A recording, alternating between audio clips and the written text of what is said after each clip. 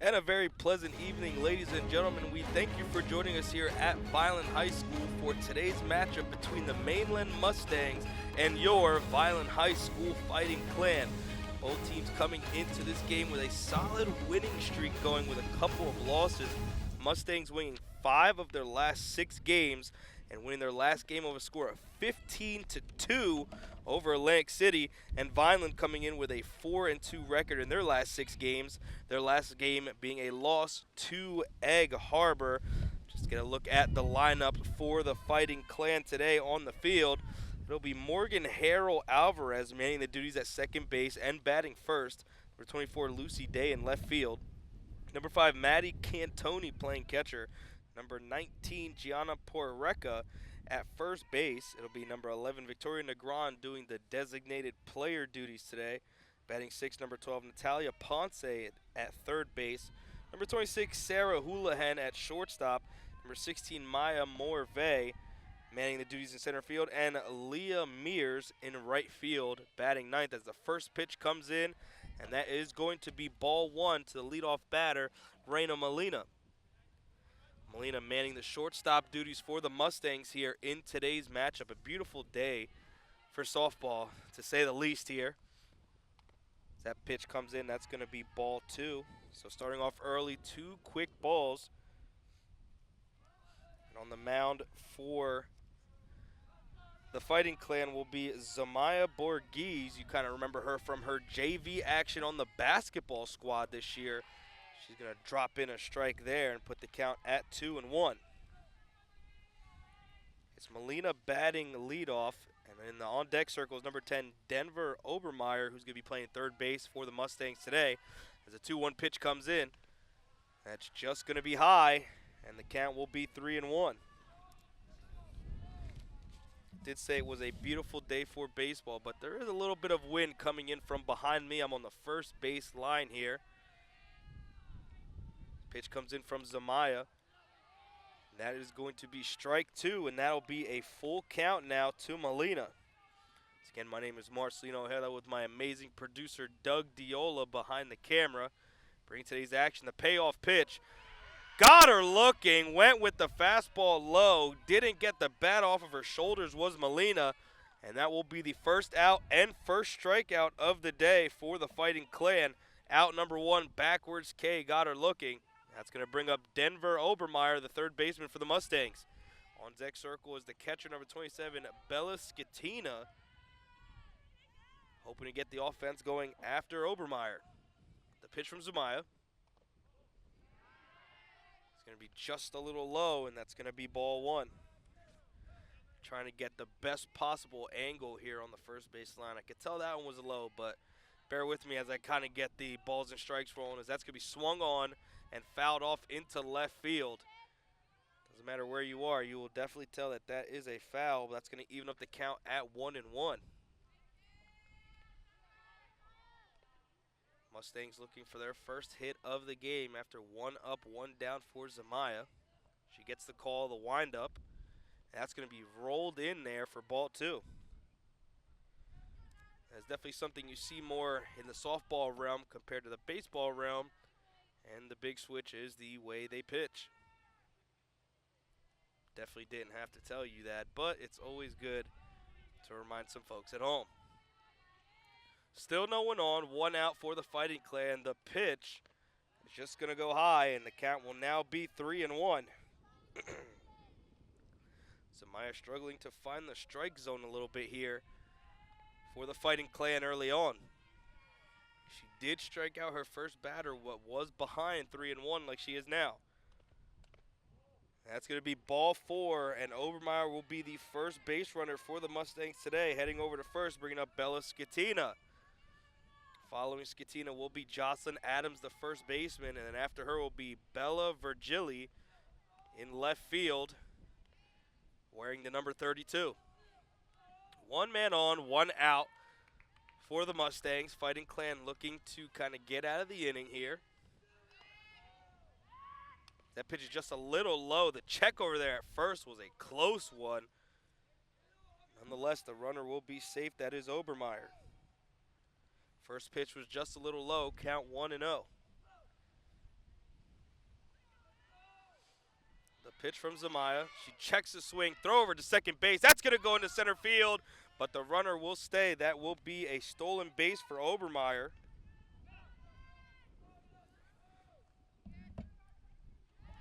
As the count, I believe, is evened up at 1-1, and now welcoming my good friend Kyle KB Bennett to the booth. KB, what's up? Just got delivered in the laps of luxury over here. Shout out to the athletic department driving me over in the golf cart. That was very much appreciated.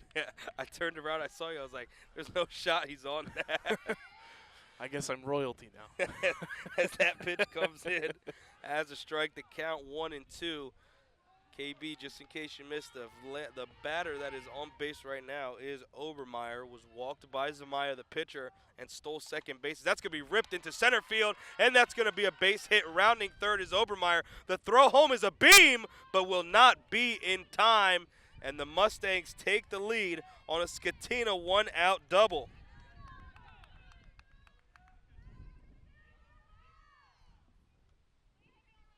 So just like that, the Mustangs will take the lead on a one-out double.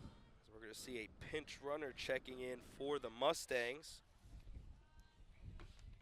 So now a runner is in scoring position for number 22, Jocelyn Adams, the first baseman, with Bella Virgili to follow. The pitch from Zamaya, that's going to get in there as a strike. First pitch strike.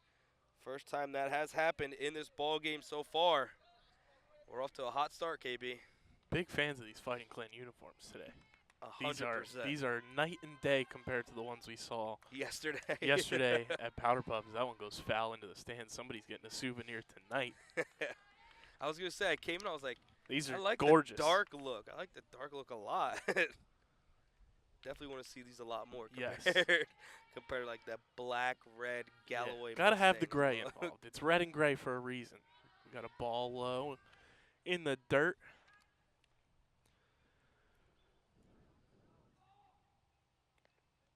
Good jersey matchup overall too.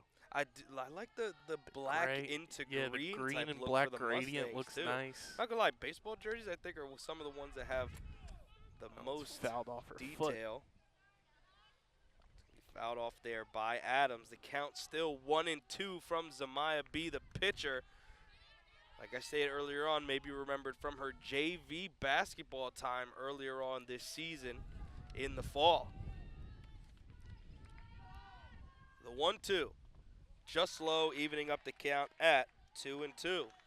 It is fascinating going from baseball to softball and watching how the pitches kind of find the zone or don't find the zone, just because of the throwing motion that softball delivers for you. No pun intended there. But it is, I think it is a much more difficult, as the next pitch in, up high, it's a much more difficult pitch to track than you have in baseball because of the underhand motion, just the speed that is delivered with that underhand motion to get it to home plate.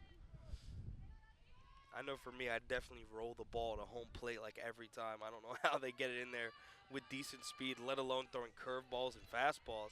But the payoff pitch from Zamaya swung on and missed. Strike three. Second strikeout of the inning. One looking and one swinging. And that'll be the second out of the inning. Still 1-0 for the Mustangs. Bringing up Bella Virgili, the left fielder. That was a filthy heater right down the middle. She put some oomph behind that one. Gorgeous pitching from Zamaya here early on. Just two mistakes so far. Just the base hit and just the walk. Other than that, struck out the first batter, and the next out was a strikeout. That pitch is going to go low for ball one to Virgili. I think this may be my first time at this softball field ever. Really? I don't think I have been here since it was built. This is my first time broadcasting here. That's going to be rolled over into foul territory. And that'll be strike one. That's a third base coach interference there. I remember when my sister played, I remember we came last year to watch a couple games. I came for a training, and someone hit a moonshot to left field. I will never forget it. That would have been gone on the baseball field. That's how good of a shot it was. Nonetheless, the count to Virgili even at 1-1. The pitch from Zamaya just a little on the outside corner, and that's going to be ball two. It's a nice little hidden gem of this relatively new sports complex here at Vineland High School. It's definitely nice back here. You really Yeah. don't see it from anywhere unless you come back here. Cut down a couple trees. I think that would be a nice view from the 910 building. Nonetheless, pitch comes in. Oh, That's man. going to be just a little That's low. two, like, just right there. They're pitches borderline calls. They're definitely borderline calls. Got to work with this ump here and be like, hey, what do we got to do? Maybe he's looking for the higher strike. Nonetheless, 3-1 is the count to Virgili. Runner in scoring position. That is going to be ball 4. Went with the high heat. And that'll put 2 runners on with 1 in scoring position for the right fielder, number 4, Olivia Hull. As we are going to see a quick check-in from the catcher. Just trying to get some conversation going, kind of cool down the pitcher here with 2 runners on. Still have the 2 outs, so not too much out of the realm of it being a blowout type of game. There's 2 outs. There's only 1 run on the board, 1 in scoring position for Zamaya. Now she's facing off against the number 6 hitter, so I think it's safe to say she's gotten through the meat portion of the lineup. Now kind of getting to the bottom part here and kind of want to get those outs. You definitely are needed here as that first pitch is rolled over, and that will advance both runners. Now both runners in scoring position and a little bit more pressure than it was before. This is what Jake from John Boy Media calls a series in baseball, but I've kind of adopted it for the lineup. Your 1, 2, 3, and your 7, 8, 9. Those are your bread hitters, and your 4, 5, 6. Those are your meat hitters. Those are the That's big a whole dogs. sandwich right there. As that pitch is swung on and fouled off. The count now even at 1-1. Both runners advancing on the unofficial scorecards on a wild pitch. I'm safe to say if there was an official, they would still get the wild pitch movement. But on our unofficial, that is how they advance. So 2 runners in scoring position, 2 outs, and a 1-1 count for Zamaya B. The pitch swung on, going into foul territory, gets down. That's going to be a fair ball. 1 run scores, second comes, and no throw will be made. 2-run score on the bloop single behind first base. It looked like it was going foul, just lands inside of the first base foul line, and that will make it a 3-0 lead for the Mustangs. That is one of those pitches where it is so borderline, you kind of want to reach out and you want to almost dive for it and try to make a play. I know it's a tough one to kind of track the way that ball kind of corkscrewed. But that's a play where I'd want to see whoever's tracking that ball kind of lay out a little bit, make the diving catch, and if it goes foul, it goes foul, but at least you gave that effort to try to make the out and end the inning. Now, when you sit and watch there and the ball lands fair, you gave up 2 runs, and now you're still trying to track your way out of the first inning trailing 3-0. That's going to be rolled over down the third base line. Throw over to first, Great will throw. retire the side. But not after giving up 3 runs there. Like you said, KB was a little bloop shot right behind first base, right in the middle of just about anyone in the vicinity. Tough play to make. At least somebody could have gotten out there. But nonetheless, 3-0 is the score going into the bottom of the first inning. We will see Vineland's first action behind the plate. KB, what are some keys to this game as Vineland's already down 3-0? That's the thing. You can't get tight when you're trailing already. You know, going into your first at bats of this ball game, you can't go up to the plate, kind of taking pitches tight, swinging at things that you shouldn't be swinging at. You still have to play your game, even though you're trailing by 3 runs. You just got to go in, play your style of plate approach, and kind of get a first look read at the pitcher that's on the mound today. So we got first base coach Mike Schneider walking our way. I remember seeing him all the time when I was in school. Head coach of the varsity girls swim team. He was one of my assistant coaches when I was in high school. I've known Coach Schneider for a long time. Yes, I could definitely say I've seen him for as long as I've been around high school anything at this point. Graduated with his brother Scott, who played basketball. Played so soccer Schneider's got as well. basketball in the genes, okay. Scott played soccer, basketball, and I believe he played baseball as well. I think he was a 3-sport athlete. All Class around of 2012. gem. Now we're going to look at the pitching from the Mainland Mustangs. It'll be Bella DiAugustino doing the pitching. She would have been the next man up after Fairleigh O'Brien, who grounded out to third base. But leading off for the Fighting Clan will be the second baseman, number 7, Morgan Harold Alvarez. Looking to get some speed on the base paths early, bringing her up first, followed by Lucy Day and Maddie Cantoni.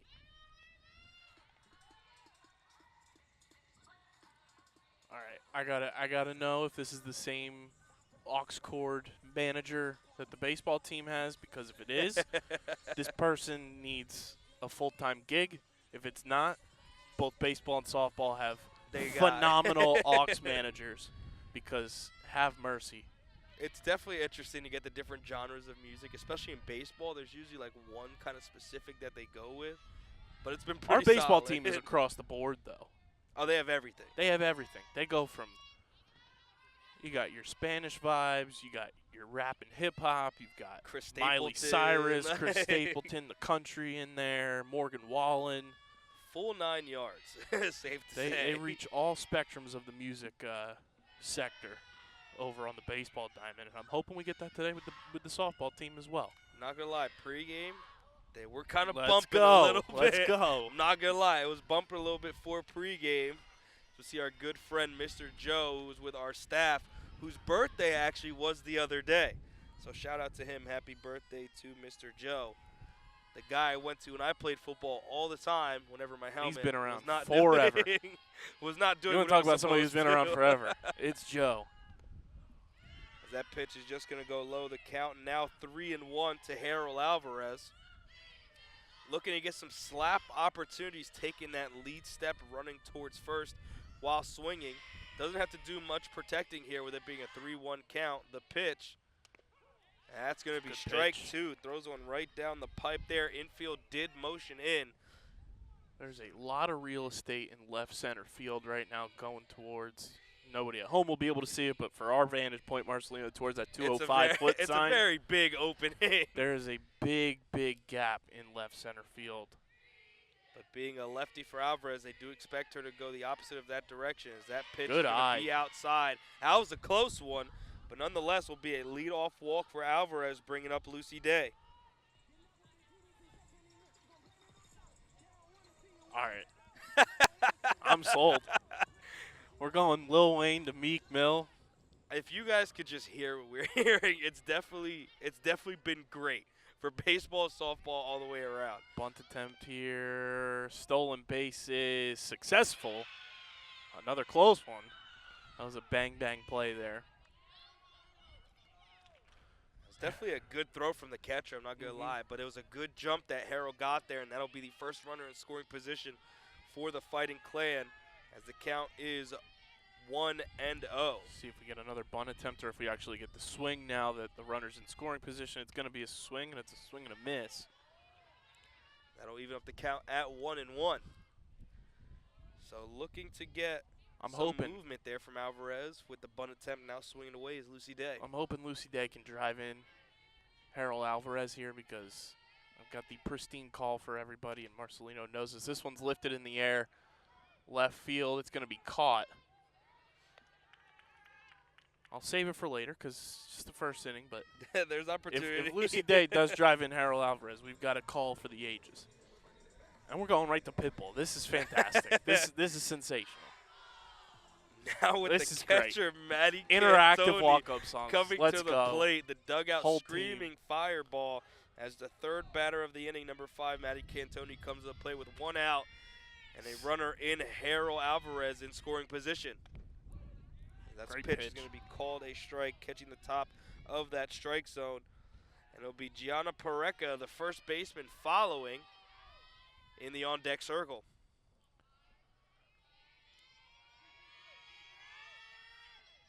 So DiAugustino did get that pop out with a runner in scoring position, looking to do much of the same. As that is going to be a ball, and now the count is even at 1-1. That's a good thing to see, as well as I just saw the ref signal to one of the coaches, and might have been a missed call, but if that continues to be the case, at least he's calling it both ways, where that pitch was inside earlier for Vineland as well. So At least the ump's calling it fair so far. Right. At least it's not like one of those one-way type deals. Definitely doesn't take the bat out of the hands of the batters here. The count 2-1 here to Cantoni, trying to bring in Alvarez. That's going to be swung on, fouled off. Bringing up the count at 2-2. Vineland looking to try and counteract that 3-run top of the first inning the Mustangs put together off of a single into center field. And you have an opportunity to do it here. Sure, you got the fly out, but you still have a runner in scoring position. Only one out.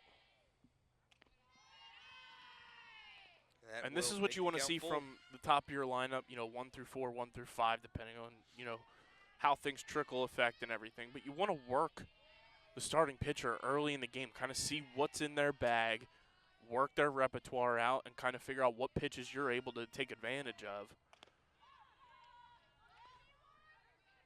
And that's going to be a strikeout swinging there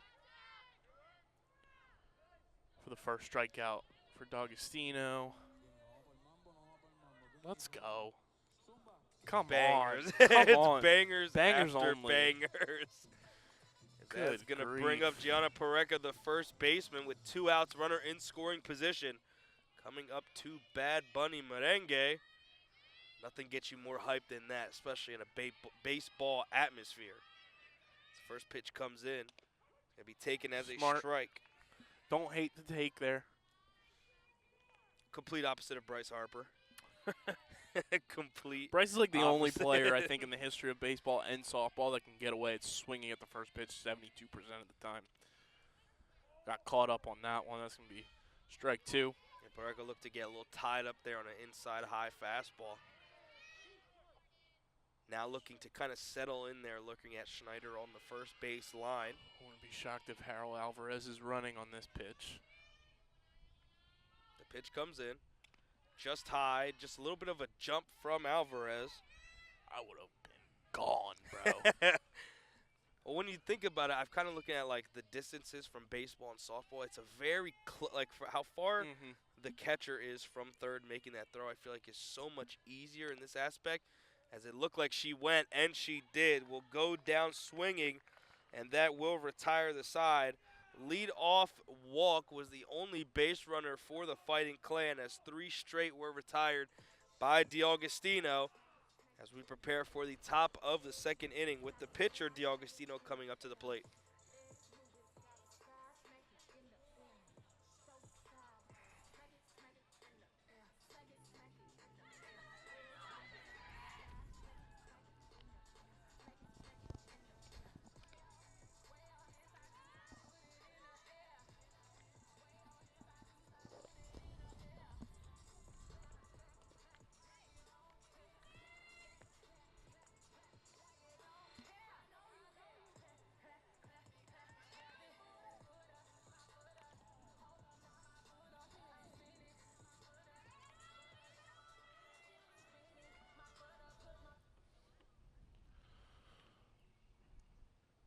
Yeah, I'm a big fan. These might be some of the best uniforms Vineland High School has. I think if there was a tier list, this is S tier. This is definitely up this there. This is the in S my tier. book as we get prepared here for the top of the second inning. D'Agostino leading off. They're up there with the blackout football uniforms. Those have to, I think blackout uniforms for football were like the start of amazing jersey choices around here. Yep.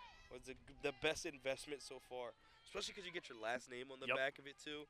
And it's a special occasion jersey, so it's like you're breaking that out for something big. Blackout night games are always the coolest thing in the world. These jerseys are gorgeous, though. Big fan. That one's up high. Catcher had to go full on Spider-Man to reel that one in. Yeah, she definitely had to kick into a spider sense to stick her left-hand glove over in the top right box, as there's going to be a show of a bunt. That's going to be a ball, and that'll put the count at 2-1. So both pitchers not exactly finding the strike zone in a kind of consistent way, but nonetheless still getting the job done. As Amayabi's pitches here, and that's going to be a little low. And once again, in a 3-1 count in this game, I believe this is the 4th time she has been in this situation so far in the game. The outfield cheering her on. The pitch selection looks to be in another showing of bunt, but cocks it back, looks to swing. Great And that pitch. will be strike two. Gets it on the inside corner. That's a fantastic pitch there. Finding the spots, working with what the umpire's giving you so far early in this game, and to be able to paint the corner like that, great pitch selection. But after that good pitch, it's going to be a leadoff walk for DeAugustino, another base runner for the Mustangs. That'll bring up the bottom of the lineup, number 9 hitter Layla Messick, the center fielder, doing the duties here in the 9th spot. We're going to see another pinch runner checking in.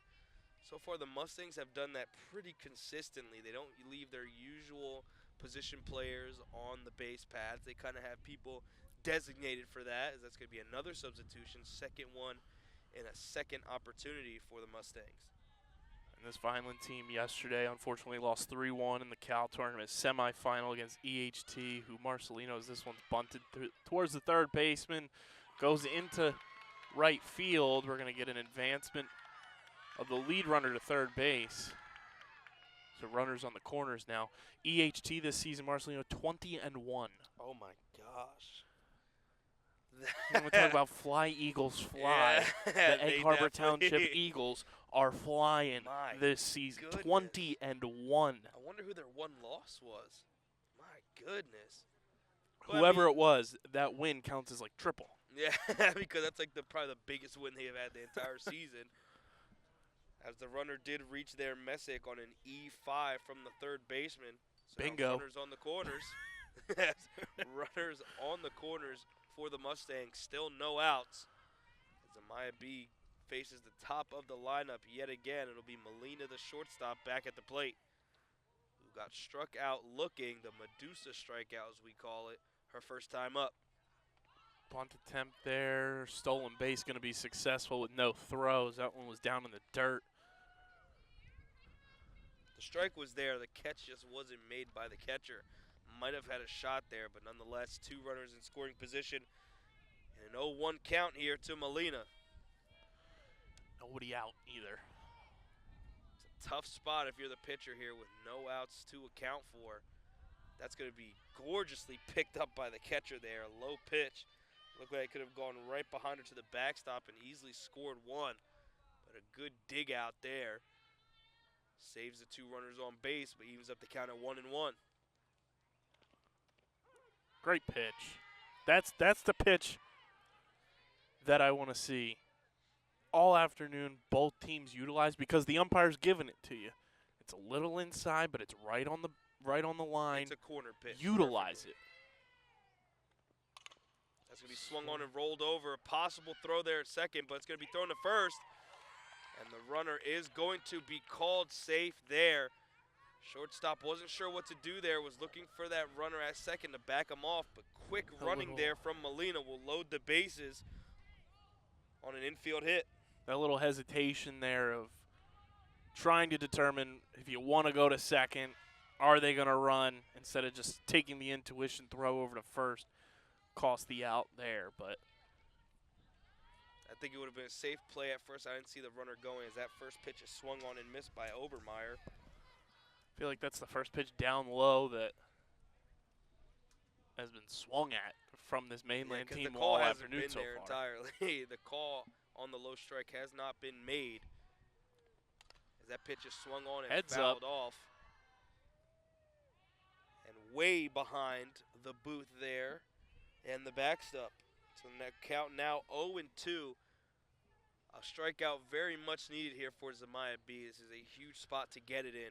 Quite honestly, if you're Vineland, you're hoping that you get a grounder to try to turn a double play and sacrifice giving up another run but get 2 outs. Strikeout here would completely alleviate theirs. That's going to be swung on, driven, left center field, going back. Oh. And a fall there. That's going to get down. 1 run scores, 2 runs score. Molina going to third, no throw made. And 2 runs will score on the fly ball to left field. Just losing her footing there as the left fielder. But nonetheless, 2 runs will score, and a 5-0 lead is now the call. That's what we call the turf monster coming out to play. That was tough, and you know the the delay because of the fall there, unfortunately, caused the delay in decision-making from the infield there to figure out where you want to throw it, who's moving where, because your timing gets thrown off there, and that allows that next runner to score, that allows the runner at third to be safe. It's just a domino effect there from one unfortunate circumstance happening that trickles down. I believe, looking at left field, she tripped from the transition from grass to warning track there. Could have had a play, could have held up the runners a little bit. Still no outs to account for the Fighting Clan. And I'm trying to position myself here. Might have lost sight of the ball in the sun sun is that is beaming. beaming right towards left field. So that could have played a part in it as well. We do have our backs to the sun there, so that's lucky on our part. Yes. But not for the left fielder in that situation. Nonetheless, still no outs. 2 runners in scoring position for the Mustangs with a 5-0 lead.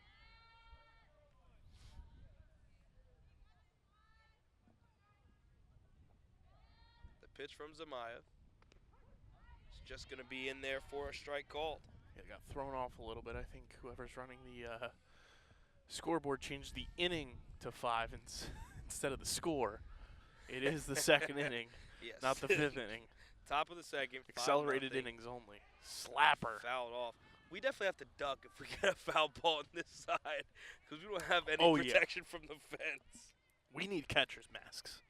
That would be. I think. I have a glove in my car, but I parked all the way up there, so that's Joe. of no use now. We gotta haul a Jober instead Track of an down Uber. the all-in-one Joe, who's also a taxi driver. Joe's taxi service. That pitch is swung on and ripped into the gap. That's going to get down. 1 run scores, 2 will score. Sliding in or standing up is going to be Jocelyn Adams, who rips a double into the left center field gap, and that will increase the lead to 7-0.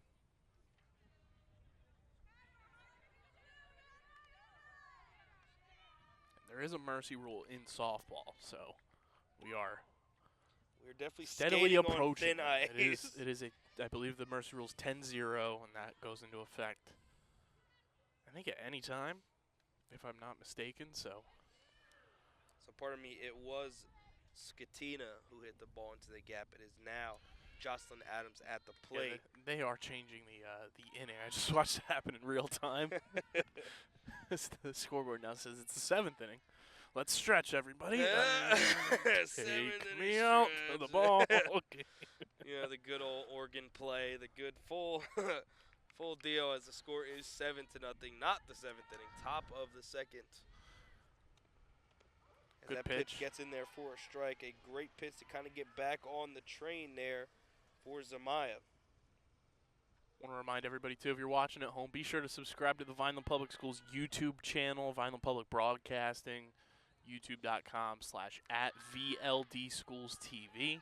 That's where you get live broadcasts of every sporting event, school events, and everything in between right on the YouTube channel. Tell everybody that's the best place to watch everything. It's accessible from your TVs, your phones, tablets, wherever it may be. All you need is the YouTube app, youtube.com/@VLDSchoolsTV, and you get to hear the golden pipes of yours truly, Kyle Bennett, Marcelino Ojeda, Rich Scarpa during football season. And we're hoping to add more people to the mix going into the fall of 2023 as well.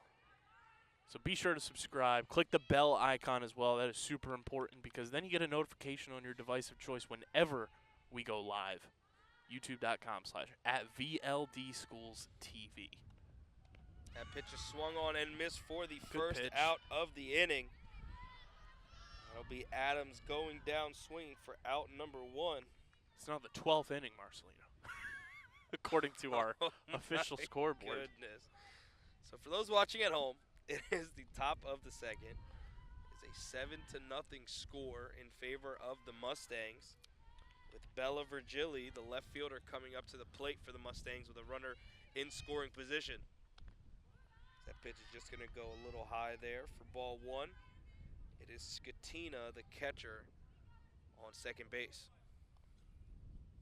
Or pardon me, she was switched out for a pinch runner yet again for the Mustangs, which, if you did not know, Unlimited pinch running whenever it is needed in softball.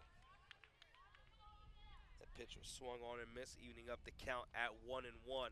I believe that's the case in high school baseball as well, because I've seen Is it a it? lot more recently with our baseball team this year, especially swapping out the starting pitcher of the day, unless it is Xavier Cortez, as we know. Who does Coach it Jones all? says he's not taking his bat out of the lineup.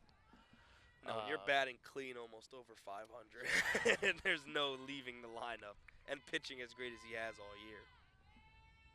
Congratulations to. Great job there. Good awareness by the first baseman as well to make sure she got the out tagged up. Didn't know if her foot was going to be able to hit the base, so she tagged up. Great job there. There's a ground out. Runner Skatina does advance.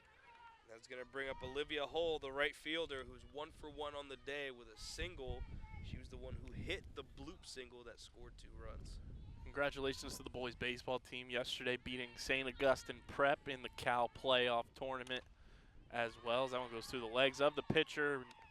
No worries, though, as the grounder ends the inning. But Mainland does extend their lead to 7-0 as we head to the bottom of the second. But the boys baseball team advancing to the Cal final. We believe tomorrow is the date, unofficially. As of this time, not 100% sure if it's been confirmed yet. Nonetheless, it will be at Buna. Nice little area showdown between the Fighting Clan and the Chiefs for Cape Atlantic League supremacy. I think anyone in this kind of area of the United States will do anything they can to beat Chiefs, considering the fall of Philadelphia. Too soon. I mean, I've really been thinking about it, and Philadelphia sports, like, they have given so much back to the community for the first time in a long time, like all facets except for hockey. Yep. And they're always just a couple games short. It's either one game or a couple. The Sixers fall on Rub 7. it in, buddy. Rub it in. Hey, I'm a Steelers fan. I'm a Mets fan. We don't really get those liberties. I mean, last year we won 102 games. We got to do a little bit of testing on how that all came to be. We might do that on Underground Sports Philadelphia, the home of the Vineland Football Coaches Show. Subscribe to our YouTube channel as well, youtube.com/@undergroundsportsphiladelphia if you want to hear myself and a whole bunch of Vineland High School graduates as well bantering about Philadelphia sports and a whole bunch of other topics over on our YouTube channel. And like I said, it is the home of the Vineland Football Coaches Show during football season. youtube.com/@undergroundsportsphiladelphia. Shout out to the Ox. The Ox manager strikes again.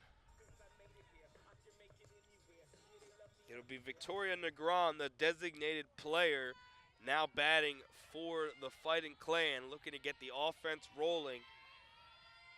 Still no hits to account for all the day, as that's going to be a high first pitch for ball 1. Only one base runner and reached on a walk was Morgan Harrell Alvarez. Pitch to Negron is going to be called a strike, framed pretty beautifully as it looked to be in the other batter's box, but nonetheless gets the called strike there. The count even at 1-1.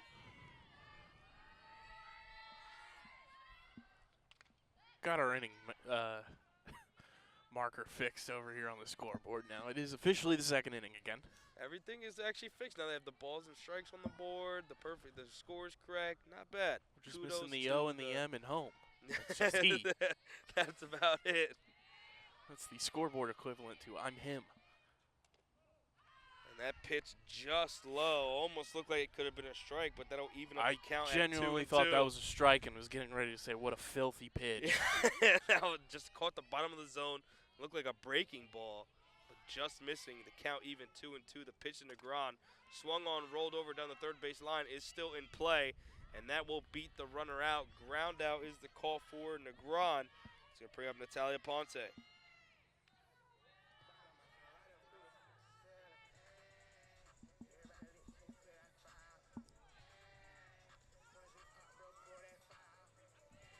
Walkout songs are all inclusive as the dugout is all It's like in a hotel. on each song. like a high-quality hotel, all-inclusive. So 1 up, 1 down so far are the Fighting Clan. As that pitch just goes a little low to Ponce, who is the third baseman in today's matchup. It is so funny seeing some of these players. So I remember when my sister was in the Vineland Pigtail League, shout out to them, playing against them. That's driven into left field, going back, and the caught made at the warning track. Oh, man, I thought we got a bomb there from Ponce. It looked good. Congratulations. It got caught up in the you wind. Played yourself. It got caught in the wind, caught at the warning track, and that'll be a long second out for the Fighting Clan, who is in much need of their first hit of the game. I'll tell you what, I look like she squared that one up. Just got under it. And another great walk-up song that we have here for the next batter for the Fighting Clan. Walking up to Don't Stop Believin'. Come on now. We're throwing Good it back. night. It's Sarah Houlihan at the plate now. Like I was saying, these are all girls I saw in the Violent Pigtail League, now playing high school softball. Good eye there from Houlihan. Oof, it's crazy to me. This is absolutely crazy. Again, Welcome to feeling the old. Like I said, again. Marcelo, your member card and your free duffel bag are in the mail. Welcome to the Old Timers Club. The Vineland alumni duffel bag. Good eye. That was a close pitch there. Houlihan is staring these down, going full. You want to talk about Medusa? She's staring these pitches down and turning them into stone because she's taking these borderline pitches here where I think traditionally 9 times out of 10 you think about swinging at them. She is ahead 3-1 now. Of course, was going to take that 4th pitch. Now she gets to protect the plate a little bit, can work with this pitch coming to her. Again, ahead 3-1. The pitch from DiAugustino is low for ball 4, and that'll be the second base runner for the Fighting Clan. I love the energy of our dugout. A little Finding Nemo action there. Walk, throw that walk. out there. It'll be Mia Morvay coming to the plate now, who was in center field for today's matchup. And I'd be intimidated if I was the pitcher facing Morvay here, as that one's going to go into center, but center fielder's there to back it up. No walk-up song. That's intimidation. That's scary in itself. That's terrifying. I would auto walk. Wouldn't even want to face I don't you. know, it's like when I'm Mike Tyson terrified. came out to like piercing sound. Yep. Nope. You don't want to see that. Or she didn't pick one, but we'll just roll with the intimidation factor. We'll write that narrative.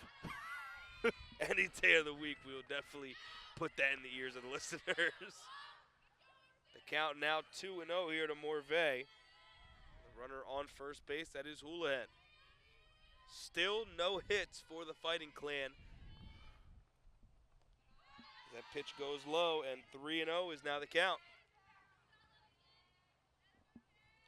KB, I do like seeing base runners. What I don't like seeing is them not getting there off of hits. That's definitely a little scary.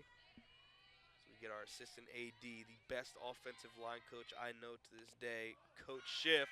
That's going to be another walk back-to-back. Walk it out.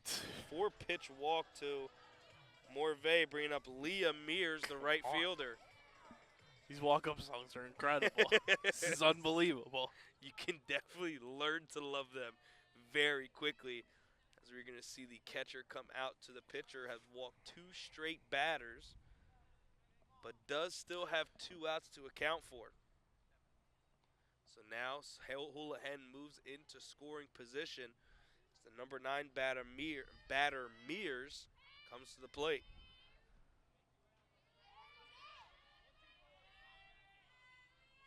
Augustine looks to kind of have cooled down. A pretty good meeting there from her catcher. The pitch to Mears. She takes it as a first pitch strike. Now finding the strike zone after back-to-back walks.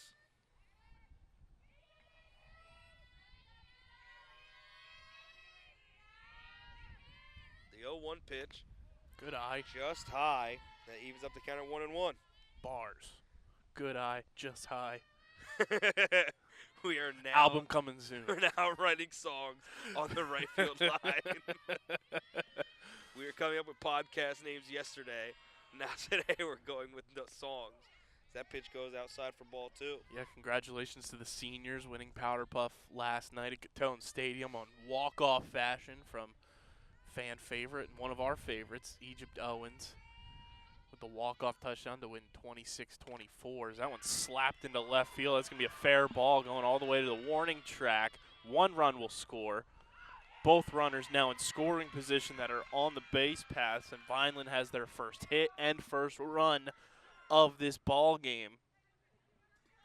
Still trailing 7-1 as we make our way back to the top of the lineup. Bottom of the lineup doing tons of damage for the Fighting Clan with their plate discipline, and then a great slapper into left field there by the number 9 hitter. Yes, huge hit there from Mears to get the first hit of the day. An RBI double, gets a run on the board, trying to avoid any mercy rule opportunity as that first pitch is high to Harold Alvarez, who's walked in her first time at the plate. 2 runners in scoring position for the Fighting Clan. Houlihan was the runner that scored, kind of led this 2-out rally. As that pitch is going to be called a strike and even up the count at 1-1. Decent hitting there from Mears. Gets a pitch she can kind of work with and pulls it down the line. I was hoping it didn't go foul because that would have been a heartbreaker. But she just keeps it in fair territory. As that's going to be strike number 2 to Harold Alvarez. So 1-2 is the count here. Still 2 outs. 2 runners in scoring position for the Fighting Clan. The pitch from DeAugustino goes high and evens up the count at 2-2.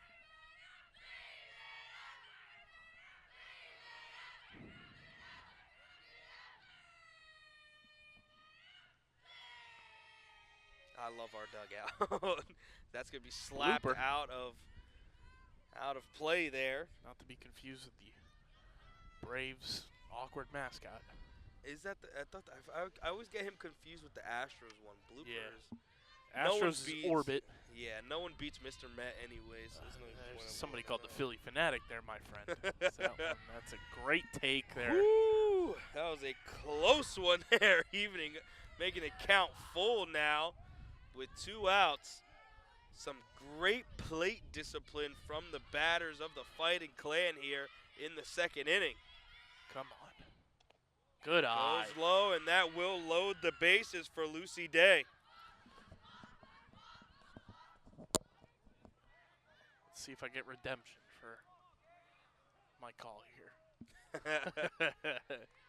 Now Lucy Day, the left fielder, 0 for 1 on the day with a fly out to left field, her first time at the plate. Looking to try and reciprocate that, but put it over the wall for a much-needed grand slam, as that's going to be rolled in by DeAugustino for ball 1. Yeah, I mean, even if Day can drive in 1 to 2 runs here, get on base, advance the runners, Cut keep the lead things in just going. about half. That's what you want to see, because then you're chiseling away. You still have time in this game. It's still very early. It's the bottom of the 2nd inning. Just got to be disciplined at the plate. As D'Agostino did not like that call there. I don't blame her. It was a great pitch. That But was a great pitch in the lower portion of the zone. Just didn't find the strike zone. As the count is 2-0 now. 7-1 is the score. Bases loaded for the Fighting Clan. good pitch. That will be the first strike of the at-bat today. Who's ahead 2-1. This is a big opportunity here for the Fighting Clan. Wake up your bats, wake up your base runners, and wake up your team. Like, the dugout's been lively, but wake up this team and make yourselves realize you have a shot to win this. Pitch Dribbler. today is rolled over, and that will just go foul. Nope, they're going to call it fair and tag the base, and that's going to end the inning. Did it look like it was on the other side of the bag? I think it was in fair territory and just waiting for the tag up there. From my vantage point, I saw where it was kind of like right in the middle of the bag. So, Well, just like that, the inning is over. It looked like she kind of scooped it up there on the other side of the bag, but that will retire the side. Vineland just puts one on the board, had a bases loaded opportunity, but rallying with 2 outs, always has an opportunity to get shut down very quickly. You kind of want to do it earlier on in at-bats, but nonetheless, that's going to bring up the Mustangs and their red-hot offense here in the top of the 3rd.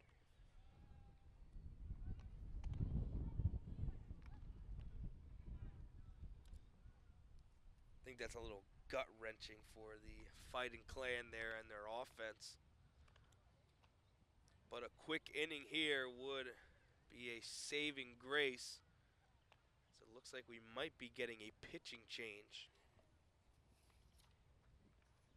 Yep. I think it's number 25 for the Fighting Clan. That looks to be the last name, Patel. We do not have her first name. But it'll be Patel who comes in to pitch for the top of the third as Zamaya's day is over. Pitched 2 innings, 7 runs, 2 strikeouts.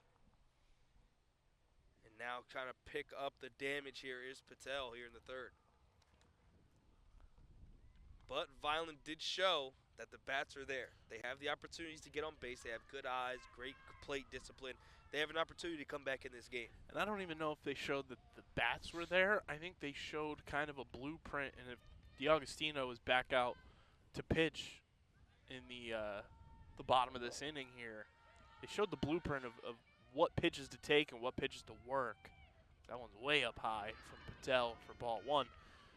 Because most of the damage on the base paths was runners walking. It wasn't even really getting hits. We had the 1 hit. Yeah, the only hit of the game so far by Mears.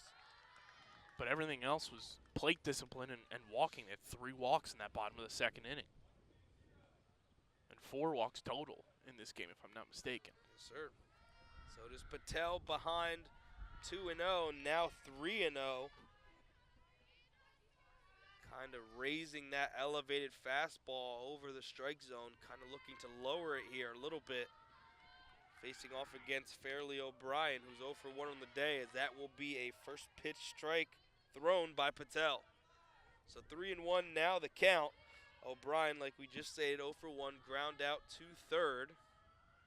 That pitch is swung on and missed, and Patel fights all the way back to make it a full count.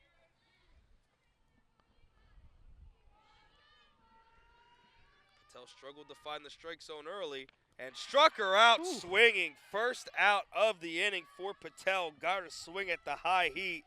Was behind 3-0. Fought all the way back for the strikeout, and that is out number 1. Bringing up the pitcher, DiAgostino. It looked like that pitch came to the hitter in slow motion because the delay on the swing there was I think she was expecting incredible. Something different. I think she was looking for a curveball.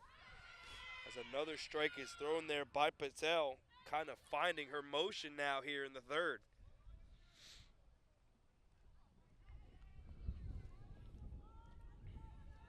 The 0-1 pitch swung on, rolled over, going into center field, and that will be a base hit. Looked like Houlihan might have had a play on it, but that will bloop right in between the shortstop and second base, and that will be another hit for DiAgostino, or actually it's her first hit as she walked in her first appearance.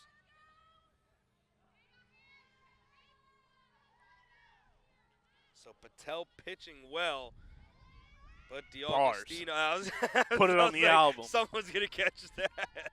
DiAgostino rolls one into center field. Now gives the opportunity to Layla Messick. That's going to be a bunt attempt, rolled over to first base. Covering there is Alvarez, and that will be an out. She checks the runner there at second base. Center fielder came zooming in for the fight. Sonic. The rare 3-4 put out at first base is the call there, and that is the second out, bringing up the top of the order, Reina Molina. She is 1 for 2 on the day, has an infield hit and a strikeout. She takes that first pitch as a strike. Patel looks like she has her groove going here. Just gave up the 1 base hit, but of course it was on a strike.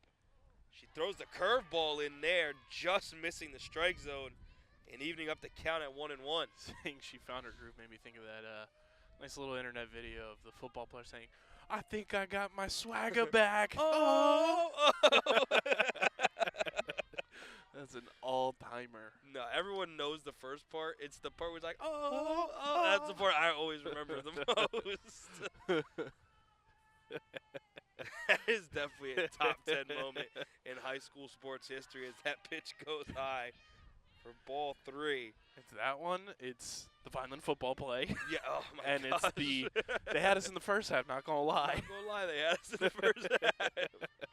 We've had some interesting high school moments. That's gonna be Slapper. ripped and caught. What a play by Alvarez, flashing the leather. Oh my goodness. What looked to be a beam into right field is snatched out of the air. Hang on just a minute, everybody. I'm calling goodness. Rawlings right now. Get the Oh, gold glove to man. Vineland, New Jersey right now. Sports Center, top 10 play. Snagged it out of the air, snatched it. What a play to end the inning. Oh, a huge defensive stop there for the Fighting Clan. Now getting back on the offense of the field. My goodness, what a play. That's a dun-dun-dun, dun-dun-dun. Great play there. Can get the kind of momentum shifting here for Vineland. Maybe kind of see how they go on this offensive outing. Looks D'Agostino will remain on the mound. So like you said, they have the blueprint. They kind of know how they want to address the inning here. It's going to see how they do so here.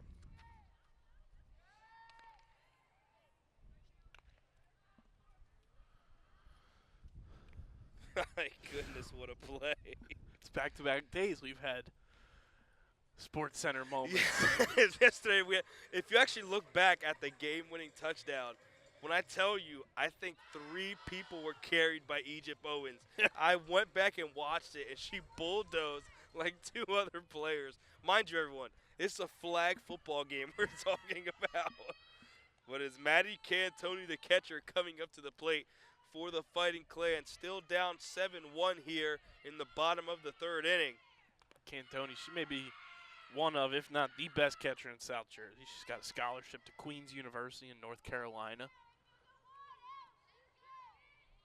Definitely showing potential here. Need her in a big spot here with the Fighting Clan still down by 6 runs. That pitch is just check swung going out of play. Thought that was coming towards us for a hot second, like 0.001 second. As long as it's like a high one, like my only concern if they hit like one of those lasers down the line. That's where I'll I'm just like, be oh. gone. I'm ducking right behind the fence. I don't even know if I'd add the amount of reaction time to get down. That Good pitch eye. just goes high. 2-1 is the count. I don't think Firing my laser.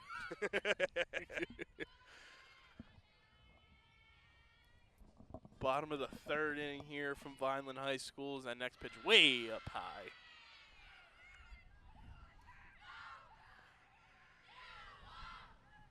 as we have some players for Vineland swooping in a la carte. More hotel talk. Back after this. 3-1 is the count, Ooh. and that will find the strike zone and make the count full. First time, well, that's actually one of the many times the high strike has kind of been called there. It's been the low ones that haven't been getting the calls. But the count is full here to Cantoni. Looking to start off the bottom of the 3rd with style. As that pitch goes way over the top of the catcher, and another leadoff walk for the Fighting Clan. So every inning that the Fighting Clan have come to the plate, it has been a leadoff walk. Cantoni's going to get a pinch run for here. At number 14 for the Fighting Clan, that is Celebri, I believe. That Frankie is the name. Celebri. So now it will be Pareca coming back to the plate. 0 for 1 on the day, was struck out swinging her first time up. As a leadoff runner to roll with here for the Fighting Clan. D'Agostino struggling to keep the strikes in there. Celebri looks ready to zoom off that bag. Ready to take at off. at the moment she's given the green light. She's lined up like a track star right now. Just ready to go as soon as she hears that. The crack of the bat, she Yep. might be at 3rd. That pitch swung on and driven to center field. That's going to get down. 2nd hit of the day. Rounding 3rd, going to 2nd, and another run is scored. RBI double for Pareca. Gets the dugout going, and the lead is now cut to 7-2.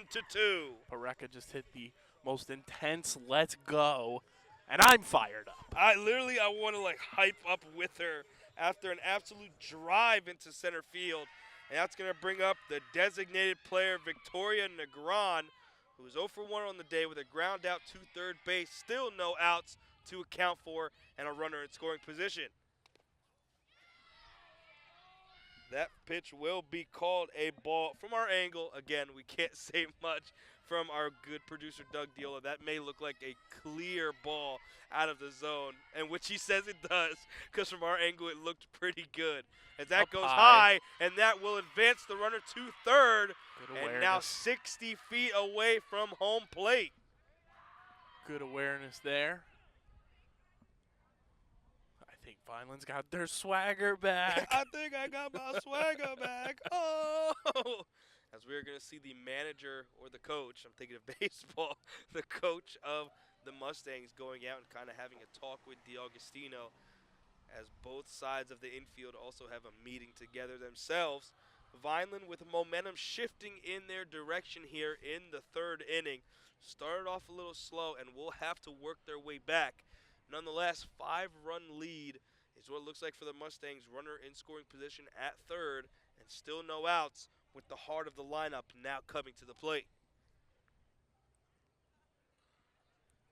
And this is where, you talk about in any level of baseball, softball, in between, whether it's pigtail, little league, the majors, walks will haunt you is the phrase. No matter what level you're playing, walks will haunt you. And, Vineland's plate discipline has been magnificent so far in this game. 4 or 5 walks, if I'm not mistaken, already. And if they continue to just kind of read the pitches here, as this one's low and outside for a strike. Oh, my goodness. Don't really know how. Again, we don't have the angle that our producer Doug Diola has, but that looked way outside. Because that next pitch was just in the same spot, just more framed in the middle, and that's a ball. I think that looked more like a strike than the other one. But nonetheless, 3-1 is the count here. The pitch from DeAugustino goes high, and another walk.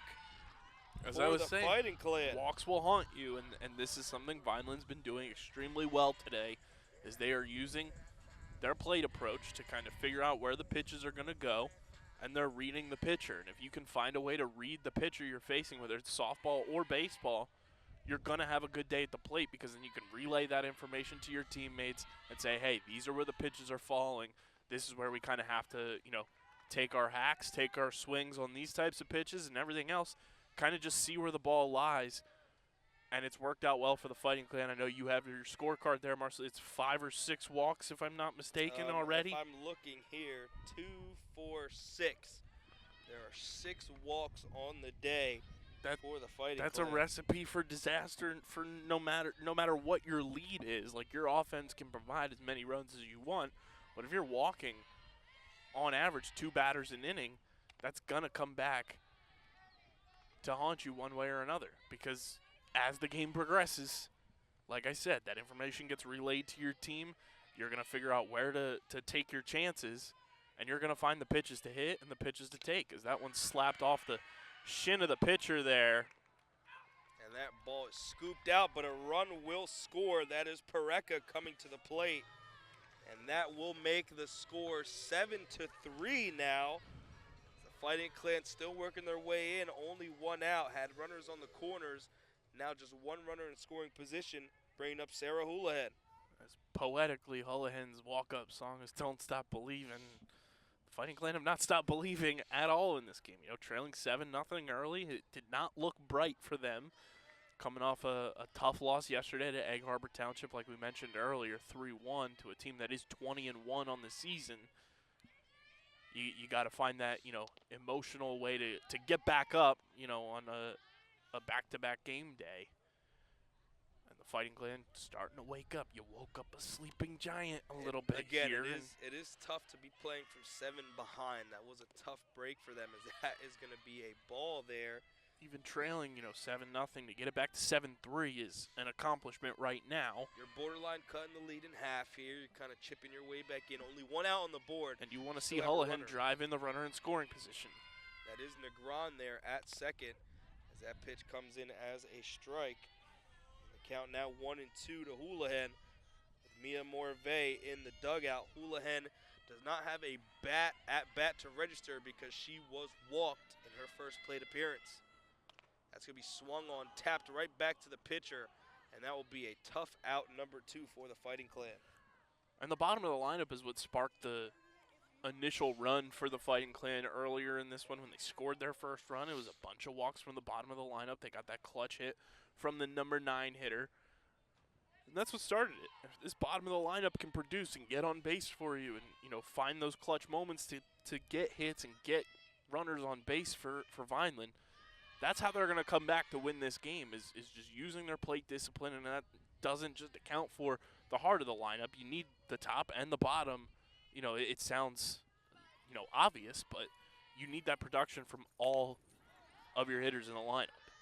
And it was Houlihan and Morvay who were the batters who kind of kicked off the walking spree there in the last inning, as Houlihan did go down on that pop-out. But Morvay now at the plate, 1-1 being the count. That pitch goes outside. Negron still on second. And Mears, who hit the huge double in the second inning, is in the on-deck circle. So if you can get her up to the plate, has the possibility to score 2 more runs if Morvay gets on base. 3-1 the count now. Morvay showing a lot of plate discipline. Like you said, this bottom of the lineup has shown very great plate discipline. They're trying to get on base. They're trying to be runs scored for whoever comes up. It's kind of keeping the chain going. As DiAugustino's looking to deal here, 3-1. That's going to be swung on. A good hack. I'm not mad at that take. I am not mad at that swing. That's a moment where if you're up in the count 3-1, 3-0, you take those opportunities because you know you're going to hopefully be delivered a strike from the pitcher as that one's fouled back. Staying alive in there is Morvay trying to protect the plate. Again, you want to try and get Mears up to the plate again and hit that huge double to get the scoring going for this Fighting Clan squad. Morvay now with a full count. DiAugustino into the windup. The pitch swung on and missed. Went with the high heat. That'll be out number 3. And that'll be the 3rd strikeout of the day for DiAugustino. She gets Morvay swinging as we prepare for the top of the 4th. Mustangs still leading 7-3. It's a tough end of the inning there. You don't want to see that rally killed, but Vineland gets a couple more runs on the board, and we saw a rally get ended at the end of the last inning. Came back and scored. It's positive signs. I can give kudos to the coach there. He did come out. He did speak to DiAugustino. And ever since that, she kind of locked in and got 3 straight outs there. So he did his job. I give kudos to him. He definitely stopped the bleeding. But nonetheless, Vineland just about cutting the lead in half here, 7-3 in the 4th. Still have time to work with. And with Patel pitching like she has and with the defense behind her, they have opportunities to kind of get the offense to stall here for the Mustangs and get back to the plate and keep DiAugustino going and force a relief pitcher to come in as well.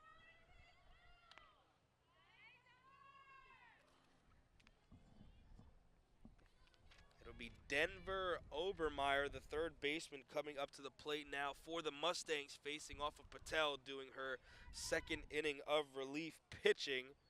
It's a great name, Denver Obermeyer. Obermeyer, yeah, it's definitely interesting. I thought I was looking at it wrong, but I checked the website and everything in roster, and her name is Denver Obermeyer. For Underground Sports, I am starting this year as the first pitch from Patel is high and outside for ball 1.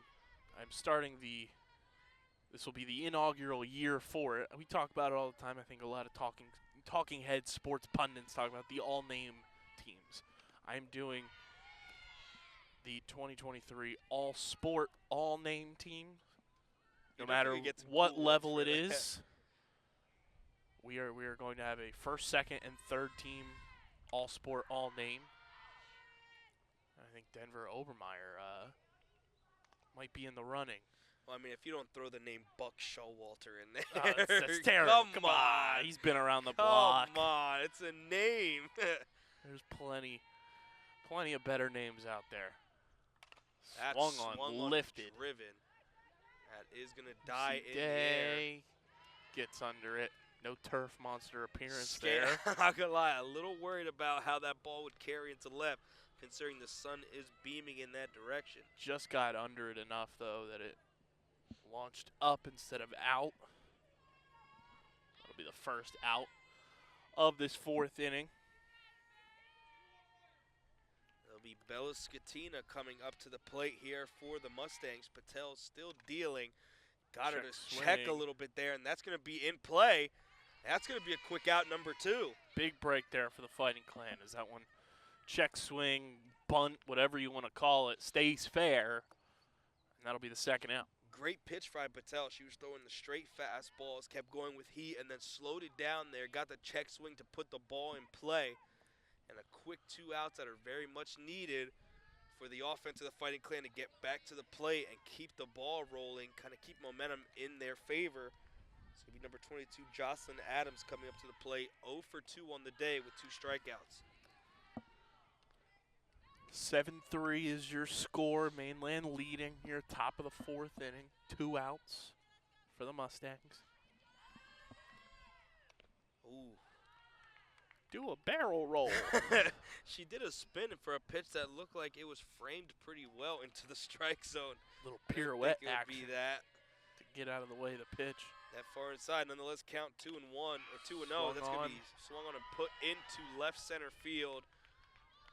Good throw in from That will be the Gay. first hit of the inning for the Mustangs. Jocelyn Adams breaks her offer with her first hit of the day, a single in the left center, bringing up Bella Virgili, who is 0 for 1 on the day with a ground out and a walk.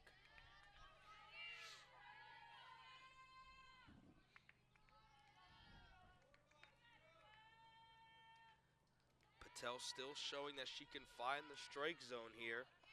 As that pitch just goes a little low for ball 1. In softball, is it 7? It's 7 innings, correct? So would this inning could be considered our stretch, or would the 5th inning be the stretch? I consider the switch over in the 4th inning the stretch. It's right in the middle. It's your mean for all the math heads out there. Just about the perfect find there. Mean being the direct center of all the numbers shown. Inertia is indeed a property of matter. Not sure if you knew mitochondria. Now you know. That pitch goes high for ball 2. 2-1 is the count to Virgili. With Olivia Hall in the on-deck circle, has a single on the day for the Mustangs. Ba-ba-da-ba-ba-da. Dun-dun. Swung on, rolled over to third base, has the play, throw to first, and that will retire the side. 4 batters faced, 3 of them going down. Patel gets through another inning, and now the Fighting Clan with the red-hot offense, not even with the bats, but with their eyes and plate discipline, coming back to the plate here in the bottom of the 4th inning. Everybody take time to stretch. It Get those is time hamstrings for loose. the 4th inning stretch here at Vineland High School. Mustangs still have the lead 7-3. We are in the middle of the 4th inning. KB, what is your favorite baseball memory you have to date? I mean, it'll always stand because it's the first time, and when the Phillies won the World Series back in 2008. Yes, I know it's been a while. They won that World Series on my 15th birthday. Really? I don't think it gets any better than seeing the first ever professional championship of a team you root for being won on your birthday. So it is hands down the 2008 World Series clinching game. Brad Lidge falling to his knees. Carlos Ruiz going out and celebrating. Just the pure joy and passion, and seeing my squad win a championship for the first time in my lifetime, 15 years into my life, was pretty special. That is a pretty fire. I have to say, for me, I know being a Mets fan, we don't have too many. I was going to say us winning the World Series last year, but we did not do that. But you didn't come close. But I would definitely have to say my favorite baseball memory is the combined no-hitter, second in franchise history, started off by Tyler McGill and finished off by Edwin Diaz. as the first pitch comes in as a strike to Leah Mears, who is 1 for 1 on the day. I hate to with a break it to you, double. pal. Combined no-hitters, they're not real. You can't say They're that. not real. It's still a no-hitter. I think you're just saying that because it was against the Phillies, but They're not real.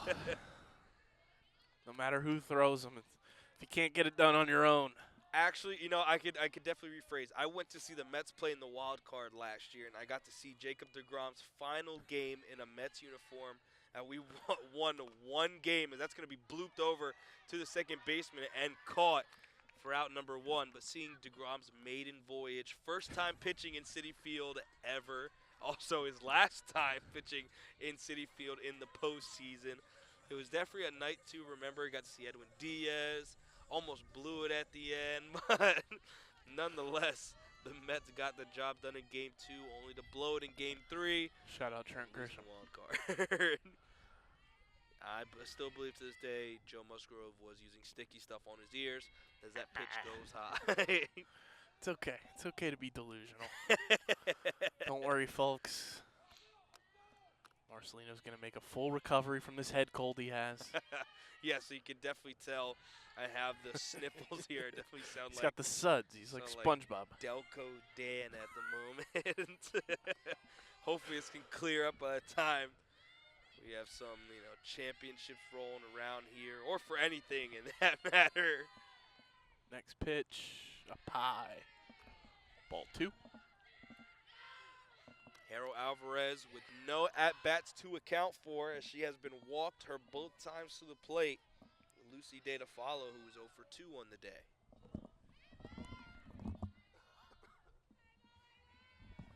Next pitch. Another walk. 3 walks on the day for Harold Alvarez. Really hasn't gotten an opportunity to swing the wood here. Her official stat line just looks like this. And now we are looking at 6 Bs for Harold Alvarez, with Lucy Day coming up to the plate like we stated. She is 0 for 2 with a fly out and a ground out.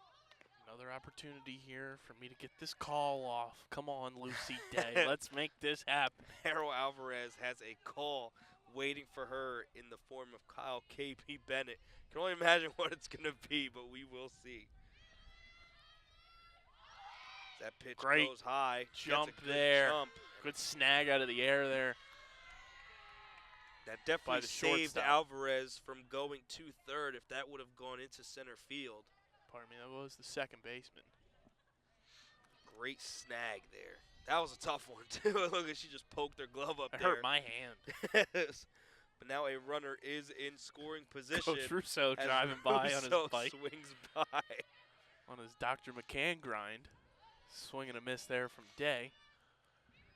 1 and 2 the count now. Lucy Day trying to get the hitless streak to go out of the window here. Looking at, she has a runner in scoring position in Harold Alvarez. Boom. The pitch will just Gets go away. outside. That will advance the runner. Alvarez going to third.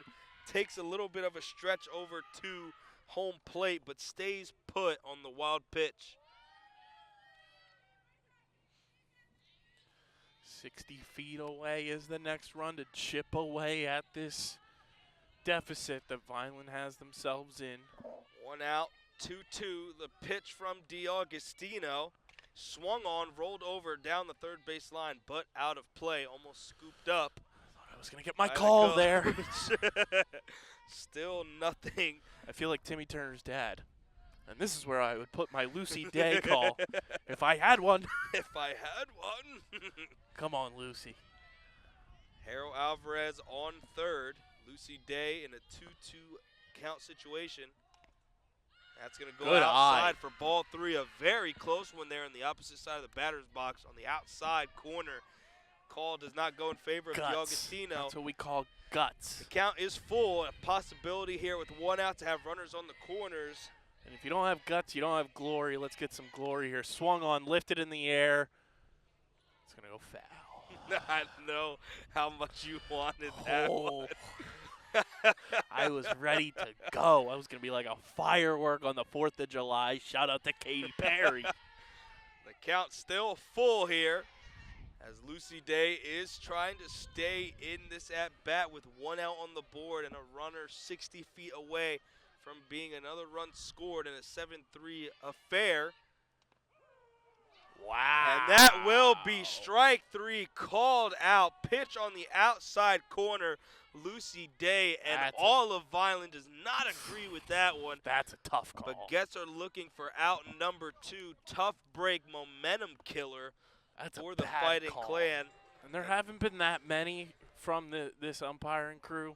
That's a bad call. In the situation, it's just... And just as a whole, I don't care if it's swung on, hit into left field for a base hit. That's going to drive in Harold Alvarez. Cantoni with the RBI. It's now 7-4 Mainland. We get the pinch runner once again. Gianna Pareca coming up to the plate for the Fighting Clan. Pareca has a double to show. She's 1 for 2 on the day. She was a run scored in the last inning, looking to keep the offense going. But again, in a 2-out situation and a tough seems to be the call. rally call for the Fighting Clan today. It's 2 outs. It's like, okay, let's get our game faces on as we get a stolen base attempt. Going to be safe. Ball's going to go into the outfield. It's going to move the runner over to third.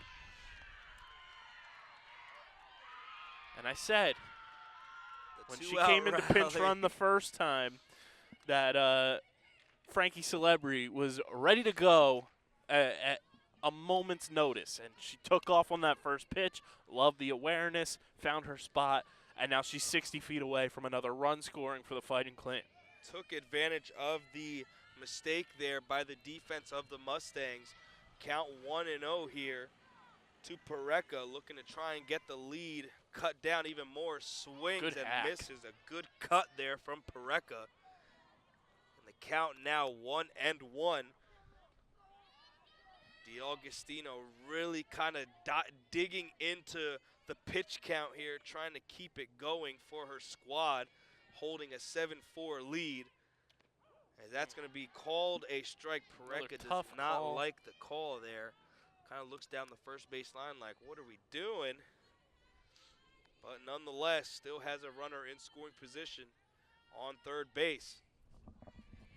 The windup from D'Agostino goes high, and that will be ball number 2. Count even yet again. Triple twos. Victoria Negron is in the on-deck circle. She is 0 for 1 on the day with a walk and a ground out to third. D'Agostino winds the pitch, swung on, cut, and going foul. Staying alive there with the balls and strikes being called a little all over the place, a little inconsistent now here in the 4th inning. But still protecting here with a 2-2 count, 2 outs, runner on third. D'Agostino gets the pitch, the windup, and that's going to go high. A good hold there from Pareca. Looked like she wanted to swing the bat there, but holds up. Count now full. D'Agostino kind of needs a pitch to go her way, but Pareca not making it easy for her. The windup, the pitch to Pareca, swung on, popped up, and out of play. Staying alive. Bee Gees once said, staying alive. It's alive. Staying alive. So still runner on third. That is Harold Alvarez. 3-2 count, 2 outs. A 2-out rally's looming for the Fighting Clan all day. It's actually Celebri on third. Celebri on third. Good walk. And that is going to be a walk to Pareca, bringing up the designated player, Victoria Negron. Runners on the corners with 2 outs. 7th or 8th walk of the afternoon for the Fighting Clan today. That is the 8th walk of the day for the Fighting Clan, having to make the Mustangs pay now in a 7-4 matchup. And we're going to see another pinch runner checking in for the Fighting Clan. Number 20. Whose name I don't believe we have on the roster here. Oh, it's going to be Cruz checking in. I thought it was 21. I'm sorry. Be Cruz checking in to pinch run. Celebri that is on third. Runners on the corners. They have speed on the base base paths here. Try saying that 10 times fast. Base path, base path, base path. As DiAugustino looks to kind of settle in here. And theoretically, this is the tying run. Just about, yes. Theoretically. If Theoretically. She hits a bomb to the left. We are all tied up as the pitch to Negron. It's going to be a pitch down there. Negron wanted to swing but kind of held up. Didn't like where the ball And was if she going launches there. one to center or into right, it's also a tie ball game. Yes, anywhere. It doesn't that just is have to be left. anywhere above the wall in this instance would be great. Or As that's if going to be strike number she 2. hits it to a spot where she just rounds the bases in every all the aspect. way inside the park. I'm not mad at that little league home run action. Little JT Real Muto in the playoffs. Negron is behind 0-2 now. After Come taking on. 2 pitches, one that looks a little bit outside. Can't waste this. DiAugustino pitches, goes high, a steal attempt, really no throw made. Throws it over to third to where Celebri was. But that will go as a stolen base, and now 2 runners in scoring position for the Fighting Clan. Don't with waste this Negron being the opportunity. tying run. More than likely, a single to the outfield is going to score 2 runners here.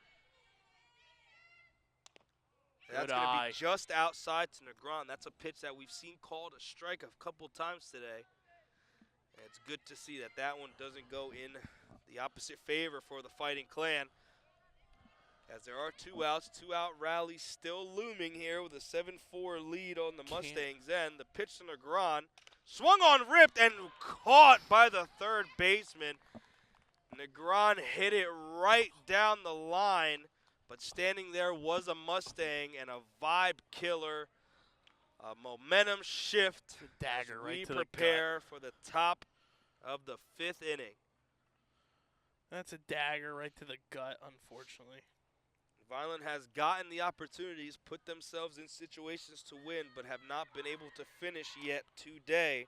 So Mustangs come back up to the plate.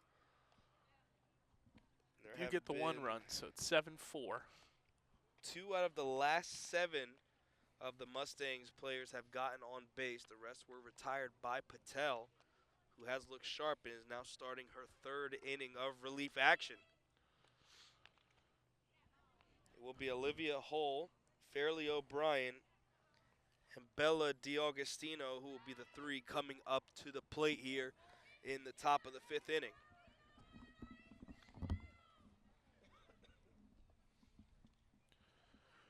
And as we get the switch over here in the top of the 5th inning, be sure to subscribe to the Vineland Public Schools YouTube channel. It'll say Vineland Public Broadcasting as well. It's youtube.com/@VLDSchoolsTV.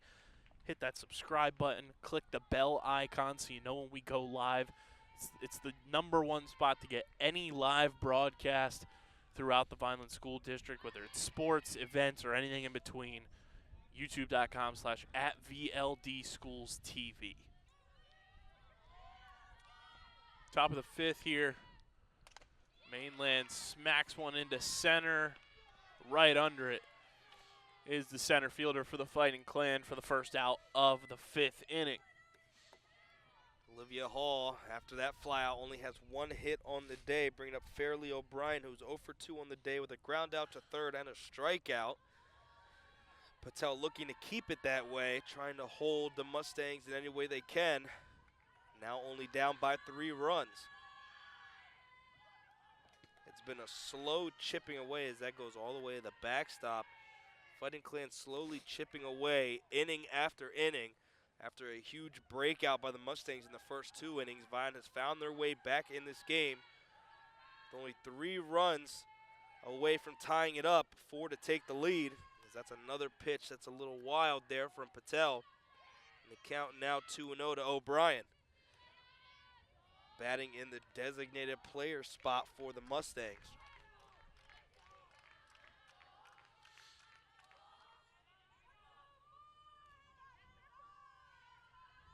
Patel gets the call, the windup, the 2-0 pitch. It's going to go low again, and the count now 3-0. Patel starting to struggle to find that strike zone a little here in the 5th inning.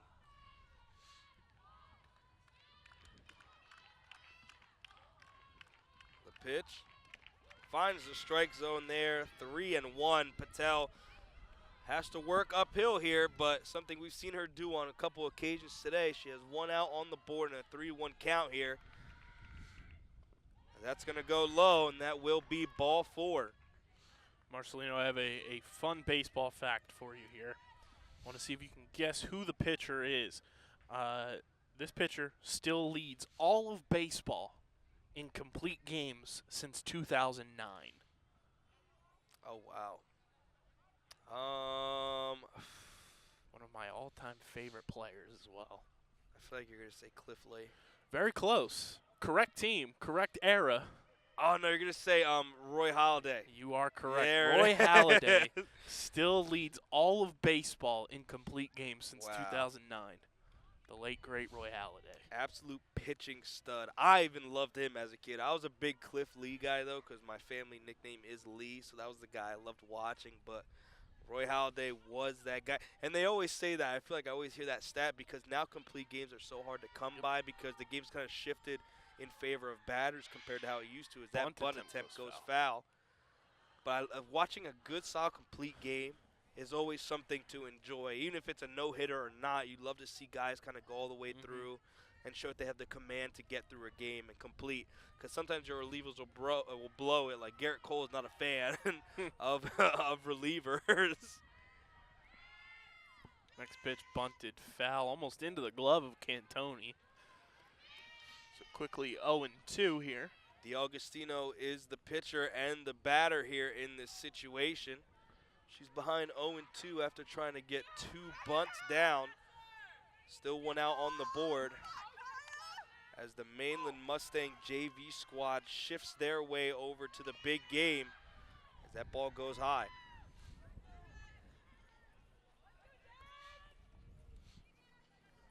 With the energy they're bringing over, I think it's safe to say they may have won today's matchup between the JV Vineland High School softball squad. That pitch is rolled over by D'Agostino off of her foot and out of play. The count still remains 1-2. As there's a pit bull sign Fireball. the JV squad has brought over. Mr. Worldwide fouled again. D'Agostino protecting the plate, not going down lightly. Showing a Brandon Nimmo-esque type plate. You can't say that. You can't say that. It's between him or McNeil that I was going to throw out there. Nonetheless, the count is still 1-2. The pitch from Patel ripped into right field and almost caught again by Harrell, but picked up quickly by the right fielder. That will alleviate any extra damage, and now there are 2 runners on and 1 in scoring position for Layla Messick, who reached on an error and grounded out to third base in her 2 plate appearances. So 1 out, 2 runners on. Messick coming up to the plate, top of the lineup to follow her, as Patel looks to kind of grind it out here in the 5th inning with 1 out on the board.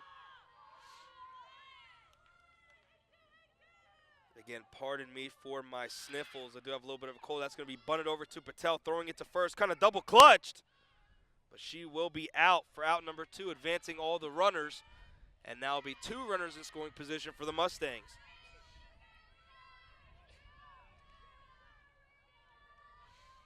It is Reina Molina coming up to the plate. She's 1 for 3 on the day, with a strikeout, a lineout, and an infield hit. Looking to do some damage here and add some insurance for the Mustangs. Pitch from Patel just goes a little high for ball 1. It's Denver Obermeyer and Bella Scatina in the on-deck and hole spot for the Mustangs. The pitch from Patel is rolled in. That's going to bring in a run on a wild pitch, and that will advance a runner and add some insurance for the stalling offense of the Mustangs.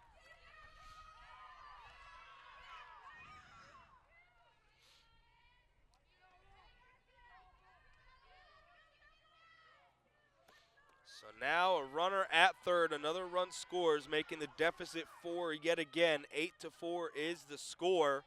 Bars. That pitch from Patel just goes a little low. And the count is now 3-0. Patel still trying to get into that strike zone mentality here in the 5th inning. Has been a little inconsistent, but that will find the strike zone. Kind of caught the top corner there. Count now 3-1.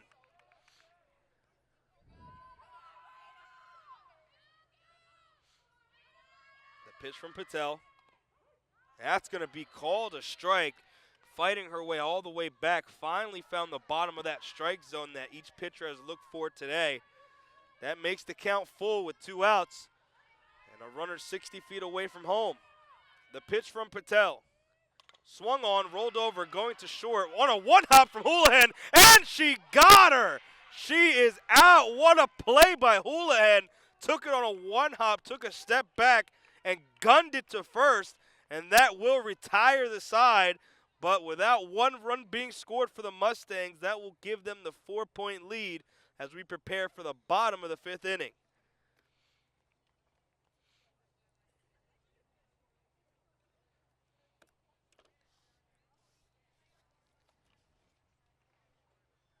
It'll be the 6, 7, and 8 hitters coming up for the Fighting Clan.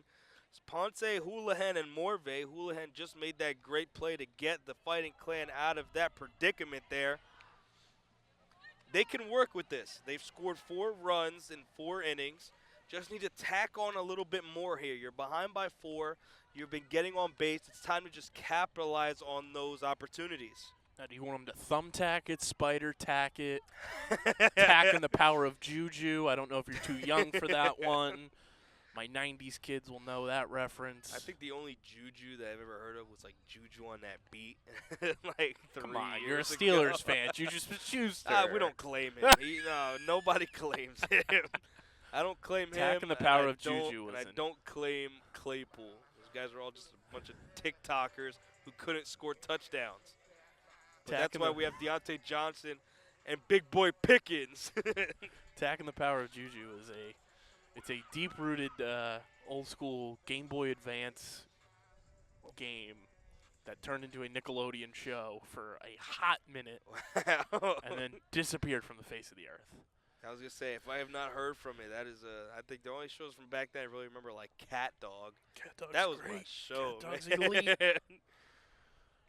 It is Ponce coming up to the plate for the Fighting Clan.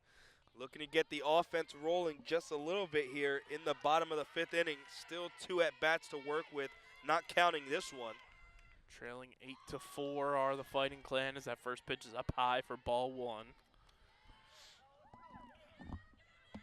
Bella D'Agostino still on the mound here in the 5th to at least start it for the Mustangs.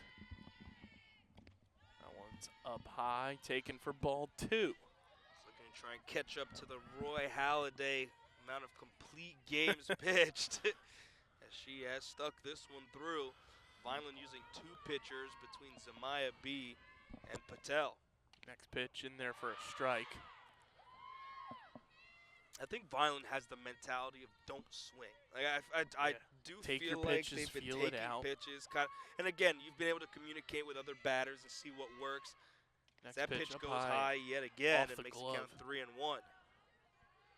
But they've been able to communicate to each other. They kind of really just been sitting back. I feel like the bat is more sitting on their shoulders than like an active position.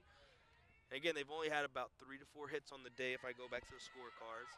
So it's been mostly being walked. They just have to capitalize on it with hits. That is the 9th walk, if I'm not mistaken, by our count. It is. For the Fighting Clan. So they start things off here in the bottom of the 5th with a base runner once again, and that's what you want to do. That's how they've been able to rally and kind of chip away at this lead that Mainland was able to accrue in that first inning, is getting runners on base, moving them over, stolen bases, working the base pass. We have a pinch runner in here again, number 15 for the Fighting Clan. That is Harold Alvarez, who's been holding the duties there at second base today. I'm surprised to see her out there if she might be coming up to the plate. I think it might be a sibling. It might have to be. Yes, it definitely is. 'Cause I was just saying, here I was like, I thought she wore Or 7. But yes, that is the sibling of the starter, Morgan Harold Alvarez, who wears number 7. This is number 15, Harold Alvarez.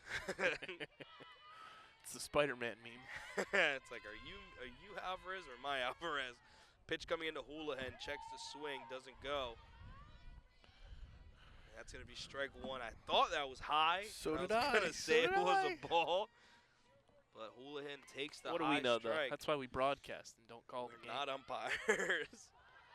As that's going to be Stolen Harold going to base. second, almost thrown to center field, and is! There But it is. Harold trips! Oh, no, but now no. she gets back up going to third, and she's going to stay there. Would have Ooh. had the opportunity to come all the way home, but slipped there at second base, and that may be a costly error for the Fighting Clan here in the bottom of the 5th inning. The turf monster made its way to the dirt. That's unfortunate. Good grief. In our own dojo. In my own dojo. The count Here 1 we and go. 1. Up Going high. high to Houlihan. Count now 2 and 1. I'm sure Doug is absolutely loving the comedic banter we have had today. The turf monster, the dirt monster. As he gives me the nice head nod and the thumbs up there. The pitch from DiAugustino, Ooh. swung on, cut, and Don't hate- missed by Don't Houlihan. hate that swing there, though. Me I don't neither. hate that at all. That's a good hack. Trying to get a read on a high-up pitch that has been getting called a little bit depending on the placement, so don't hate that at all. Count 2 and 2 here to Houlihan. That's going to go outside for ball 3, and the count is now full. An opportunity for a 10th walked batter by Mustang pitching today. I wasn't sure if that was a ball or a strike because earlier in the game that was called a strike. Yes, I had to wait for the call a little bit. The pitch from DiAugustino, and Right down got the her middle. right down the pipe. Was not expecting the fastball there. DiAugustino finds the strike zone for strike number 3. And out number 1 here in the bottom of the 5th with Mia Morvay coming to the plate.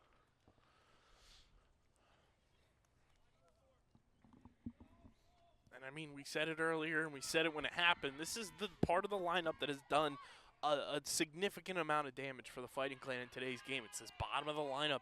They've worked the counts. They've gotten on base. They've really taken that disciplined plate approach to a new level and have allowed the Fighting Clan to still be alive in this game after falling behind 7-0 in the first inning. The bottom of the lineup has been a big catalyst. There's a bunt attempt shown there, down in the dirt, ball 2. If I'm the batters here for the Fighting Clan, I'm not looking for bases. I'm looking for runs. I kind of want to see them kind of step away a little from the bunting idea and start swinging away. You want to get people on base, bring the top of your order back up. It's going to be Mears following here as Morvay looks to drop a bunt again and takes a strike. I'm not hating the bunt attempt here with 1 out. You're keeping the infield kind of honest, and you're trying to obviously bring it down this first baseline here to allow the runner to score if you can. It's just when you're down by 4, you're stuck with 1 out on the board, you kind of want to swing and get what you can. As that's going to be bunt down the third baseline.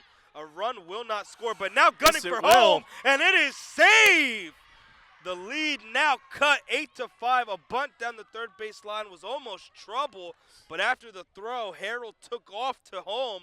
The throw just a little low, and that will put another run on the board for the Fighting Clan, and now back to a 3-run deficit, bringing up the top of the order, or pardon me, it'll be Leah Mears, and then the top of the order with 2 outs on the board, in which they've rallied with all night. Coach Mike Schneider over there at first base, the assistant coach for this team, telling the last batter there, I'm blanking on who it was, but saying, way to do your job, and that's exactly what she did. Made the infield honest, got the bunt down, and it led to an RBI. Leah Mears had the first hit in this game, which was an RBI double to left center. Hit would be huge here, but any opportunity to get on base and get opportunities to score runs would be huge in any aspect, as the count is now even at 1-1. As we've seen from this Fighting Clan team today, 2 outs has been the rallying cry, and that's what they're at right now. It's 2 outs here, bottom of the 5th inning. Let's see some more 2-out magic happen. Mears swings, hits it into left field. That's going to be a base hit here for the Fighting Clan.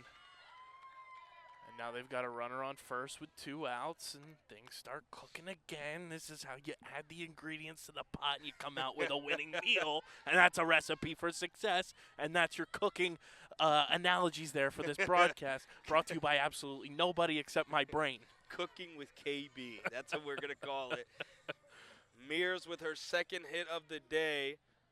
A home run and a triple away from the cycle. So that will be bringing up Morgan Harold Alvarez, looking for a slap opportunity, but takes the first pitch strike from DeAugustino. There's a very funny tweet from my good friend Tim Kelly, who covers the Phillies for Phillies Nation, where whenever a Phillies player gets close to hitting for the cycle, or anybody for that matter, is the next pitch in there.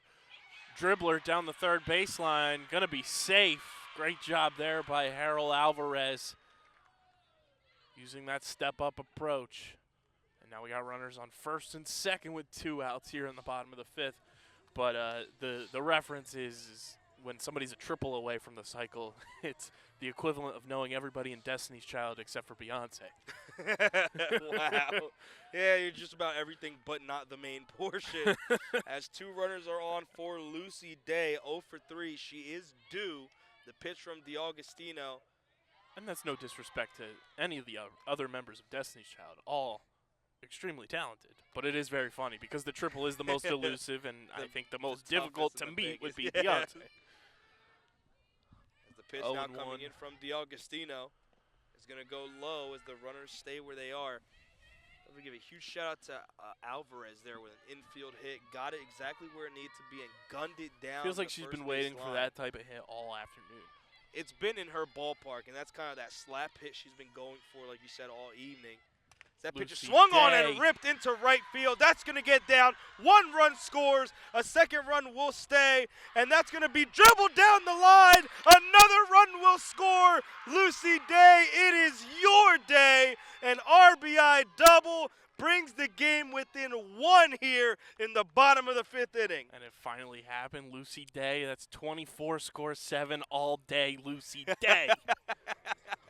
The call officially comes in. That's what I'm talking about. Lucy Day capitalizing here in the bottom of the 5th, and the dugout getting it in for the Fighting Clan with the Maddie Cantoni coming up to the plate for the Fighting Clan. Best hitter for Vineland up at the plate now with the tying run is in scoring position for the Fighting Clan as that pitch is high for ball 1. Lucy Day does have wheels for days to get around on a base hit here by Cantoni. 24/7 all day. Lucy Day. That pitch is just high for ball number 2. 2-out rally happening again for the Fighting Clan. It's almost the only time they've gotten hits. You put them in a pressure situation, and they're forced to get the run scoring. Now they're only down by 1.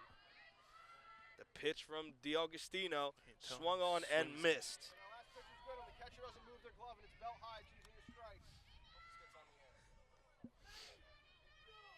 Cantino looking to try and get the offense to keep rolling here.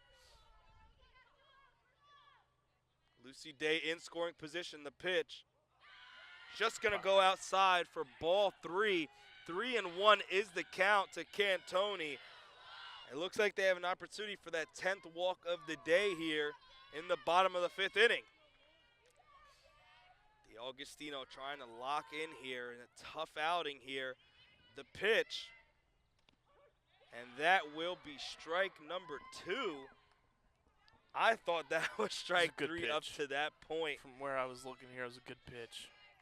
The scoreboard lied to us a little bit there. Now the count is full. 2 outs on the board, runner in scoring position, the pitch to Cantoni. And that will be ball 4 and a stolen base by Day.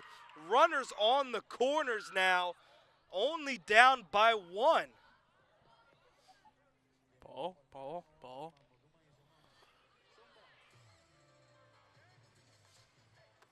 Gianna Pareca coming up to the plate. She has a double on the scorecard. She's 1 for 2, a double, a strikeout, and a walk. As that was the 10th walk of the game for the Mustangs. And to still think they are still up by 1, But now 2 runners on, 1 60 feet away. The tying run 60 feet away here for Pareca coming up to the plate. A walk or a single here would be huge, tie the game up and keep the rally going for the Fighting Clan. Celebrity almost put the burners on there to steal second, but she holds up. Pitch there was called a ball, so ahead in the count, still 1-0 is Pareca. The Augustino almost falling apart here in the bottom of the 5th inning to the offense of the Fighting Clan. Pareca's in the box, the pitch just outside for ball 2. I keep thinking Celebrity's gonna steal every time. She takes her very first step is so like bouncy.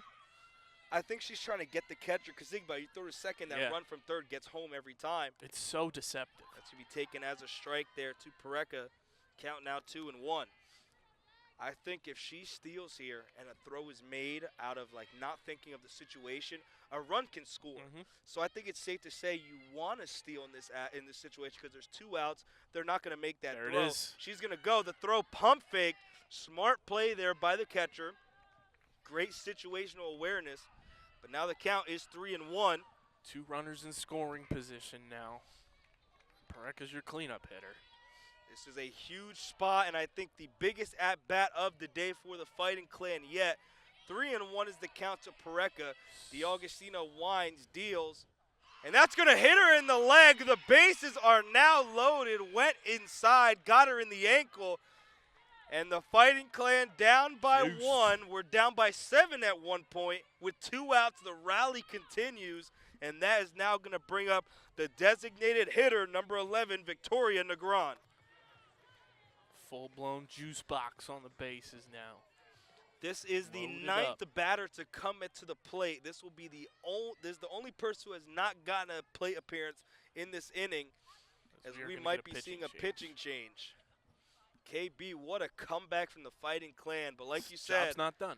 Job's not done. You're still down by 1. You still have a couple innings left too, but you know, you want to take advantage of this opportunity. It's the second time the Fighting Clan have the bases loaded in this game so far. You want to take advantage of this opportunity where momentum is going your way. Things, you know, the ball is bouncing your way. You want to take advantage of these opportunities and put as many runs on the board as possible. Give yourself some breathing room going into the 6th and 7th inning as the Vineland dugout continues to impress with their just unbelievable witty humor as they sing the Jeopardy theme song. D'Agostino is actually staying in the game for the Mustangs. Bases loaded. We saw this 2 happen outs, last time too. Mainland's coach came out and talked to D'Agostino and got her back on track, and we'll see if that works here. But things have been going Vineland's way, and we'll see if that continues here. First pitch to Negron goes low for ball 1. Negron has power. Negron has the ability to get the ball into the outfield, and it's safe to say that she has a possibility of scoring 3 runs, but 2 at least if she puts one in play as she swings and misses there. A nice healthy cut, like you said. The count even at 1-1 with 2 outs on the board.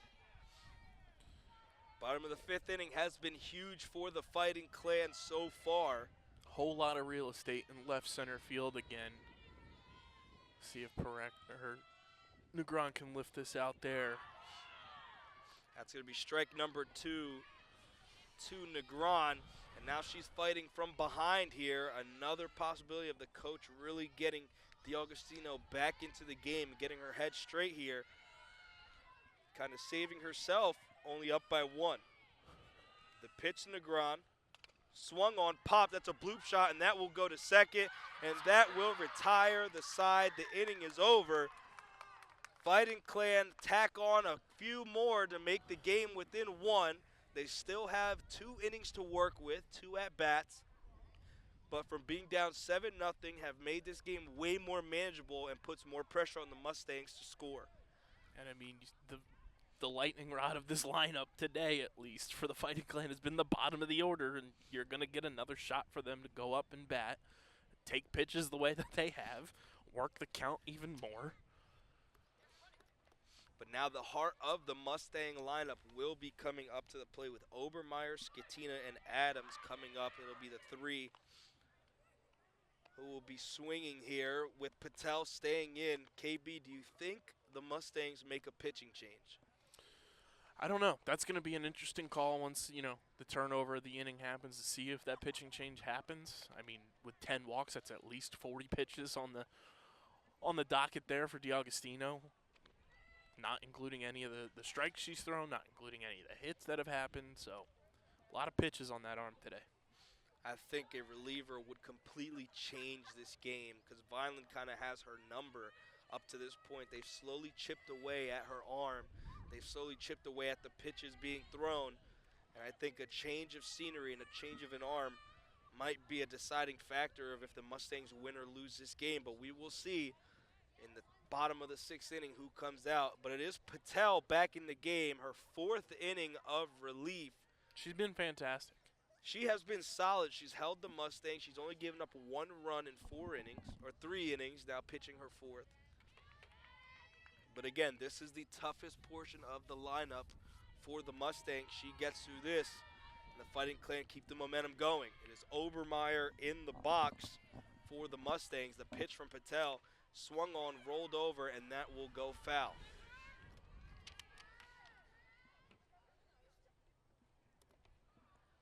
This has been a game. I will just throw that out there now. This has been a great game from both sides. The Mustangs took a huge commanding 7-0 lead, 2 innings in. Vineland fought all the way back. Mustangs tack on another one. They're up by 1 here in the 6th, 8-7.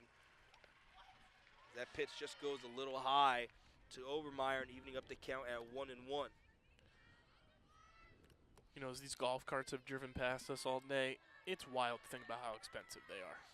I know they're probably up there, but how expensive usually are golf carts? That's going to be popped up. That's going to stay in the infield and just float out of play on the 3rd base line. Last time I just looked to tickle my fancy of how expensive a golf cart was, they ranged anywhere. This was a couple years ago. They ranged anywhere from like $7,500 to $10,000. Really? That's a car. That's a used car. At that point, I definitely don't think I'd pay for a golf cart that much. Like, unless I had the property for it, or if I'm living, down the shore or something like that. There's no use. There's no point. No point. That pitch is swung on, ripped down the line, but goes foul yet again. Patel trying to feed Obermeyer inside pitches as she keeps pulling. But Patel still staying in the at-bat, ahead 1-2. The sun beginning to fade away, and it's starting to get a little cooler out here at Vineland High School. 63 degrees with a little bit of overcast passing here and there. Nonetheless, the wind still blowing. That's kept a couple balls in the field of play today. As the pitch from Patel comes into Obermeyer, and that's going to go high, and the count will even up at 2-2. I think she went for the changeup there, try and get the off speed in the right spot, but throws it a little high, and I'm not sure what pitch she'll go with here with a 2-2 count. She goes fastball. It's going to be popped up in the infield, called off, and that will be the first out of the inning for the Fighting Clan. Mine. I got it! I love screaming that at baseball games, like whenever it's a foul ball and it's like in the opposite side of the field. 1 down for the Fighting Clan here in the top of the 6th inning. Patel still dealing here. That pitch is rolled in for ball 1. Like we said earlier, it takes a specific set of skill to be able to pitch and pitch well at the softball level, because you throw overhand and everything else but pitching. As the pitch comes in from Patel, it's going to go a little outside there, and that's going to be ball number 2.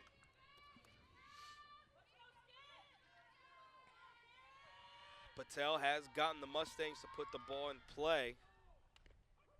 That's going to be strike number 1. It's Skatina at the plate now for the Mustangs.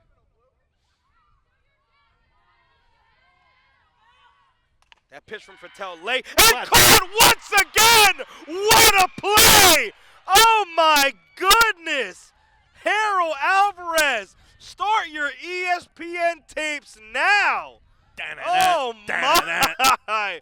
Another great play by the second baseman, stealing a hit from the Mustangs in a huge spot. And now 2 outs here in the 6th inning, and all you can do is tip your cap here to the defense of the Fighting Clan. She's got 2 of them things. Just snagging them out of the air. Great awareness of just knowing where the ball was going to be placed somehow. Her spidey senses were tingling. Oh, my goodness. Just to do that once is insane, but twice in one game. They were like almost like exact replicas of one another. Same ball same placement. Play, and another great play, and in a great spot of the game for the Fighting Clan. As she got up with the hype, the team is just behind each other now, and they're really trying to keep the momentum on their side. Now they count 2-0 here to Jocelyn Adams. Fighting Clan, we're down 7-0 at one point in this game. That's going to be strike number 1 here. The count's actually 3-1 to Adams. As our scoreboard is saying, I think it's 2-1, but if it's 3-1, that would be my mistake. Still 2 outs on the board. Swung on and missed. And if I'm correct, the account is now full. 2 outs here, 8-7. Patel, 3 2/3 going. This would complete her 4th inning of relief in a huge spot of the game. The pitch from Patel. Strike 3, got her looking. A huge pitching performance from Patel. 4 innings strong. Cuts down the Mustangs again, and Vineland is back to the plate, only down by 1 run in the bottom of the 6th.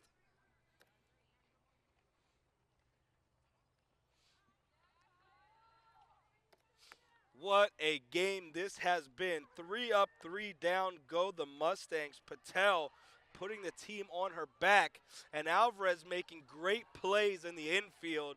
This team has turned it around from the first couple innings and now have the possibility to tie it for the first time and take the lead for the first time in this game.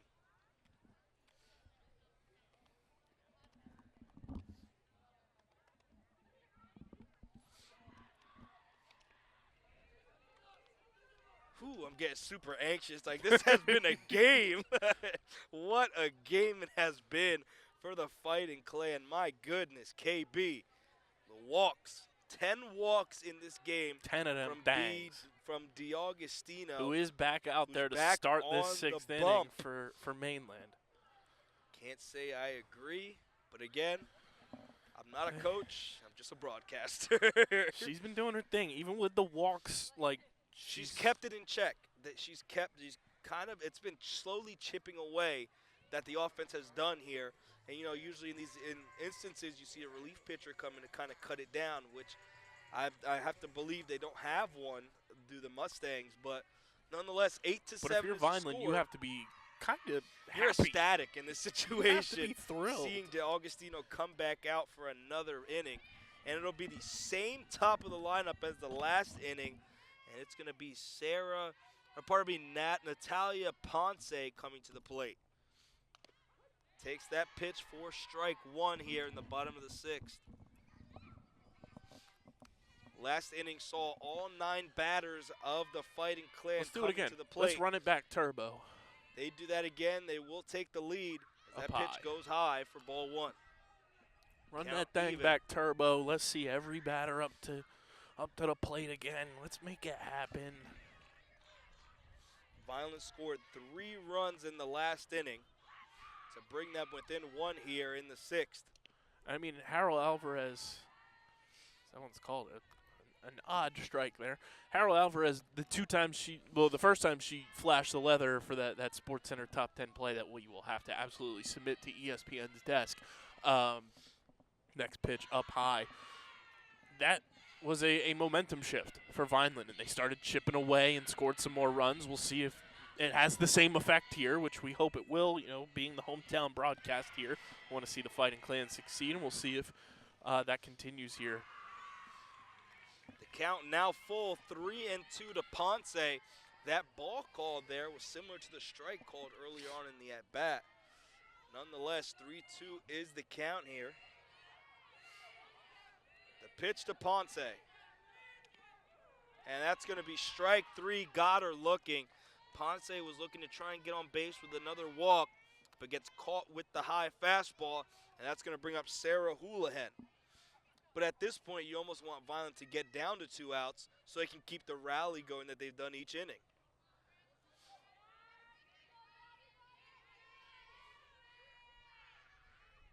It looks to be Houlihan checking out of this game for the Fighting Clan, and Celebri coming up to the plate, who's been pinch running all night. Her first at-bat of the day comes in a crucial spot here, down by 1 with 1 out in the 6th inning. The pitch to Celebri. That's going to be strike 1. That outside strike zone has been hitting for the umpires today. Frankie Celebri needing a huge walk or hit in this instance just to get the tying run on base. That pitch goes low and to the backstop for ball 2.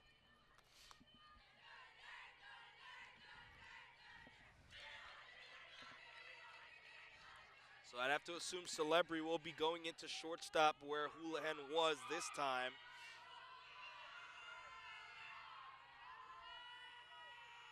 As they look to try and communicate a pitch here. The pitch from DiAugustino. Swung on, fouled off, and right off of the booth behind the cage. And the count even at 2-2. That was a loud one. I think it's cool that we use old storage crates as like our boots here at Vineland. As the pitch comes in from DiAugustino. Swung on and missed. An unhealthy hack from Celebri for the 2nd strikeout of the inning. DiAugustino almost turning up to a different level here in the 6th inning.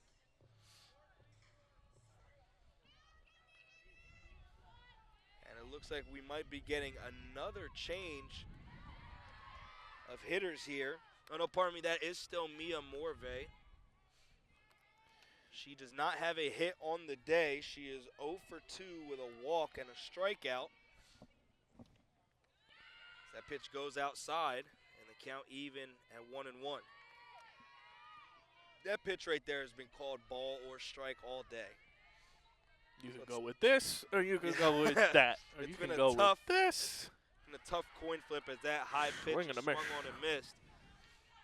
Fighting Clan 2 up, 2 down up to this point, both on strikeouts with 2 strikes on the board for Morvay. The pitch, and Right that got her pipe. looking. DiAugustino strikes out the side for the first time in the game here in the bottom of the 6th. A huge spot for her to come up big. 8-7 remains to score as we prepare for the top of the 7th inning. Fighting Clan has 1 more at-bat to go to regain the lead and win this game. Patel coming back out on the mound for the Fighting Clan to start this inning. Patel full 4 innings of relief. This is the beginning of her 5th inning. Kind of going to go conspiracy here. Patel's actually the starter, and Vineland was just using an opener. It might have been a bullpen-looking game, but the way Patel's pitched, you can't take her out. I think Vineland was trying to get him off balance. Let's go with an opener. Go 2 innings. Well, Zamaya B did give up 7 runs in 2 innings, and then Patel came in and absolutely shut down the offense. Zamaya may have been the starter, but it's a spin zone to say she was the opener. Just to open the door for Patel. Exactly. Safe to say. But Patel coming into her 5th inning of relief. Still down by 1. A huge outing from DiAugustino in that 6th inning to strike out 3 straight batters of the Fighting Clan. Vineland needs just 1 more defensive stop to keep this within 1 and come back out and possibly win this game in the bottom of the 7th. Now coming up to the plate is Vergili, who is 0 for 2 on the day with a walk. Takes a first pitch strike from Patel. Have to give my flowers to Patel no matter the outcome of this game. She has pitched so well in her relief outing. Only giving up the 1 run. That's going to be just a little low for ball 1. Count even at 1-1 here for Patel. pitch. Just high for ball 2. Olivia Hall is in the on-deck circle, and in the hole is Fairleigh O'Brien for the Mustangs. Pitch from Patel. Got Great the pitch. call there on the lower portion of the strike zone. And like you said, KB, great pitch. Caught the lower half of the zone. A huge strike there, evening up the count at 2-2 in the first batter of the inning. The pitch from Patel. Swung on, going into right field. That's going to be caught for out number 1. Ba-ba-da-ba-ba-ba. Bum-bum. Vineland keeping themselves in this game with great pitching and great defense so far in this game. That was Mia Morvay with the catch in right field. And that's going to bring up Olivia Hall for the Mustangs.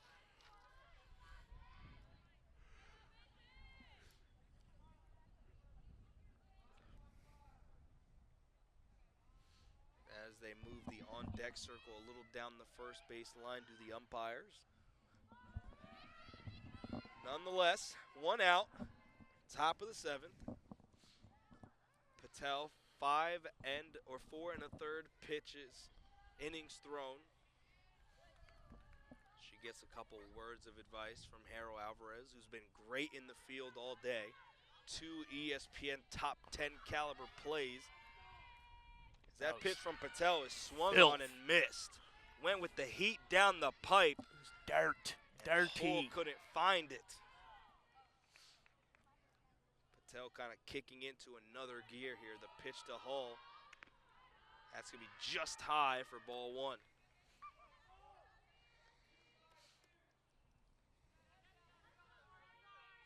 Vineland doing anything they can to scratch and claw their way back into it. That's going to be fouled off for strike number 2.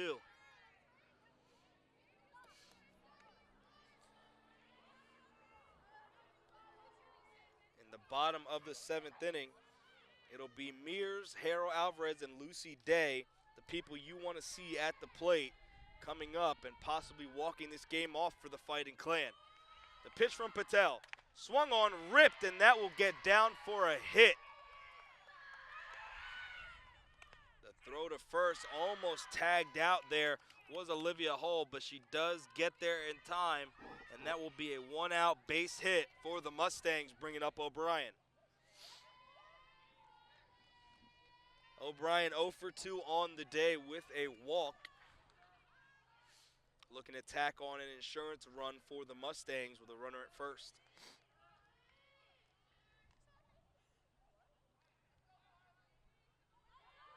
Silence falls over Mainland High School's field here. The pitch from Patel. That's going to be strike number 1. A good pitch there from Patel. She's been consistent in the strike zone all day. It's just been about getting the outs needed, and she's done so up to this point. That pitch just goes high and looking for a throw there. The count even at 1-1. Bella DiAugustino, the pitcher, is in the on-deck circle for the Mustangs. The pitch from Patel is going to go over, and that's going to be a catch! They're going to throw it to first. Double play! A huge play for the Fighting Clan. Got the catch right behind shortstop. That was huge. Celebrity makes the catch, throws it to first. Poor base running from the Mustangs, and that will keep it within 1 in the final at-bat of the game for the Fighting Clan. Another top 10 play here at Vineland High School.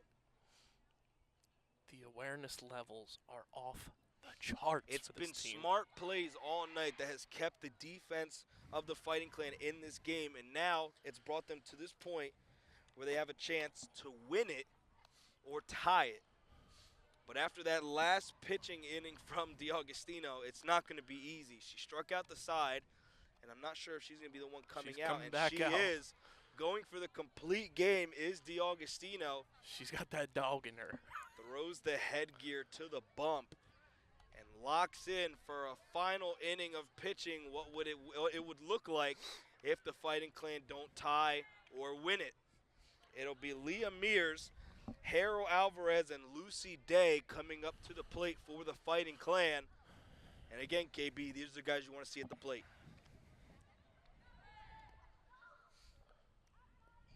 Mears has 2 hits on the day, 2 for 3. Had the She first has a hit in single this and a game double. for Vineland as well. And a home run here would be huge. I mean, I'm just going to throw it out there. Hey, I'm She just saying, is just a get on triple base, ladies. Get on base like you have all afternoon. Like, that's what's worked. Don't go away from the recipe that's gotten you in this spot for a chance to win this game. It's all about being smart. Your plate discipline, like you said, has put you in the position to tie and win this game. Now it's time to bring it into the bottom of the 7th and take this one home. The Augustino, like we stated, is going to be the pitcher that stays in for the Mustangs as Leah Mears comes up to the plate.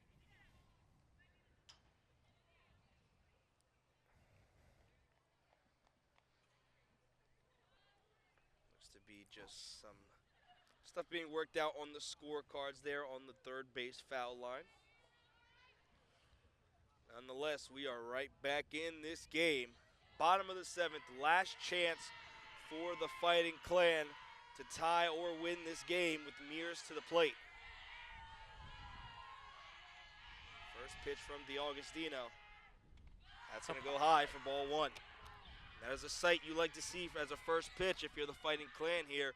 Hope DeAugustino is not going to be able to find that strike zone. The 1-0 pitch. That's going to go high for ball number 2, and just like that, Mears is ahead.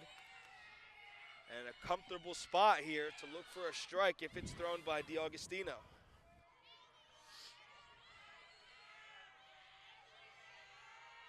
The 2-0 pitch to Mears. That's going to find the strike zone and make the count 2-1. Again, Vineland looks to be looking for the walks more than anything here, facing DeAugustino.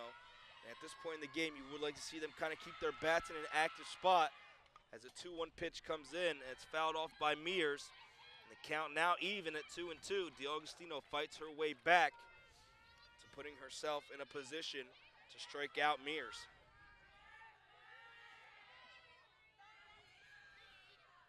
The dugout is loud of the Fighting Clan. The pitch swung on, popped up. That's going to stay in the field of play.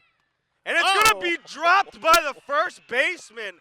Oh, that's a tough break for the Mustangs, but a huge one for Mears. The ball was bobbled there on the first base line. Mears ran by, and it was dropped. It was foul. It was a foul ball nonetheless, so Mears will be able to go back as the Mustangs are trying to plea for an interference call, but there was nowhere else she could go without going out of the base path. The call will not hold up for the Mustangs, and the count still is 2-2. Mears getting a chance at redemption here against DeAugustino, hoping to take advantage of it. It's been mistakes that has cost the Mustangs today. The pitch to Mears. Swung on and missed, strike 3. Went for the high heater that DeAugustino threw. 4 straight strikeouts and 4 straight retired by the Mustangs pitching staff for out number 1. That's going to bring up the top of the lineup, Morgan Harold Alvarez, who has no hits on the day besides an infield hit and 3 walks. Yeah, her stat line today is like we mentioned earlier, and then hit. It's a muffler. That first pitch comes in, and that's going to be strike 1. She's playing with swagger, confidence, the whole 9 yards. I saw her walking up for this at-bat here, bobbing her head to the 6-foot, 7-foot walk-up song by Lil Wayne there.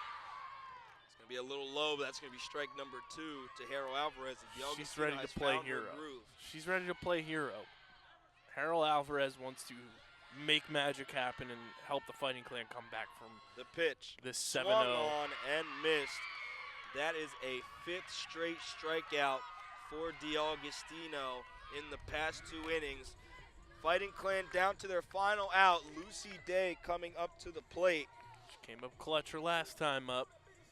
A hit would be huge here for the Fighting Clan Two outs on the board. She gets on base. One's in there for a ball. You have Cantoni up in the on-deck circle. Yes, this is your best hitter. Cantoni. Lucy Day just needs to find a way to get on base. Cantoni has power, has an opportunity to put it over the wall and win this game for the Fighting Clan. Down low, that pitch ball goes 2. outside. It's been a 50-50 call tonight, but the 50 has gone our way for ball 2. I don't know how you're not freezing right now. I've been like, I feel like I have adrenaline bumping right now. So that's what's kind of keeping me in. The 2-0 pitch. That's going to find the strike zone and make the count 2-1. Fighting Clan down to their final out and final 2 strikes here in the bottom of the 7th inning. Just get on base. Get on base, Lucy Day. The pitch from DeAugustino goes outside for ball 3. Lucy Day has the opportunity to be the 11th walk of the day and will break the strikeout chain that DeAugustino has put together through the last 2 innings.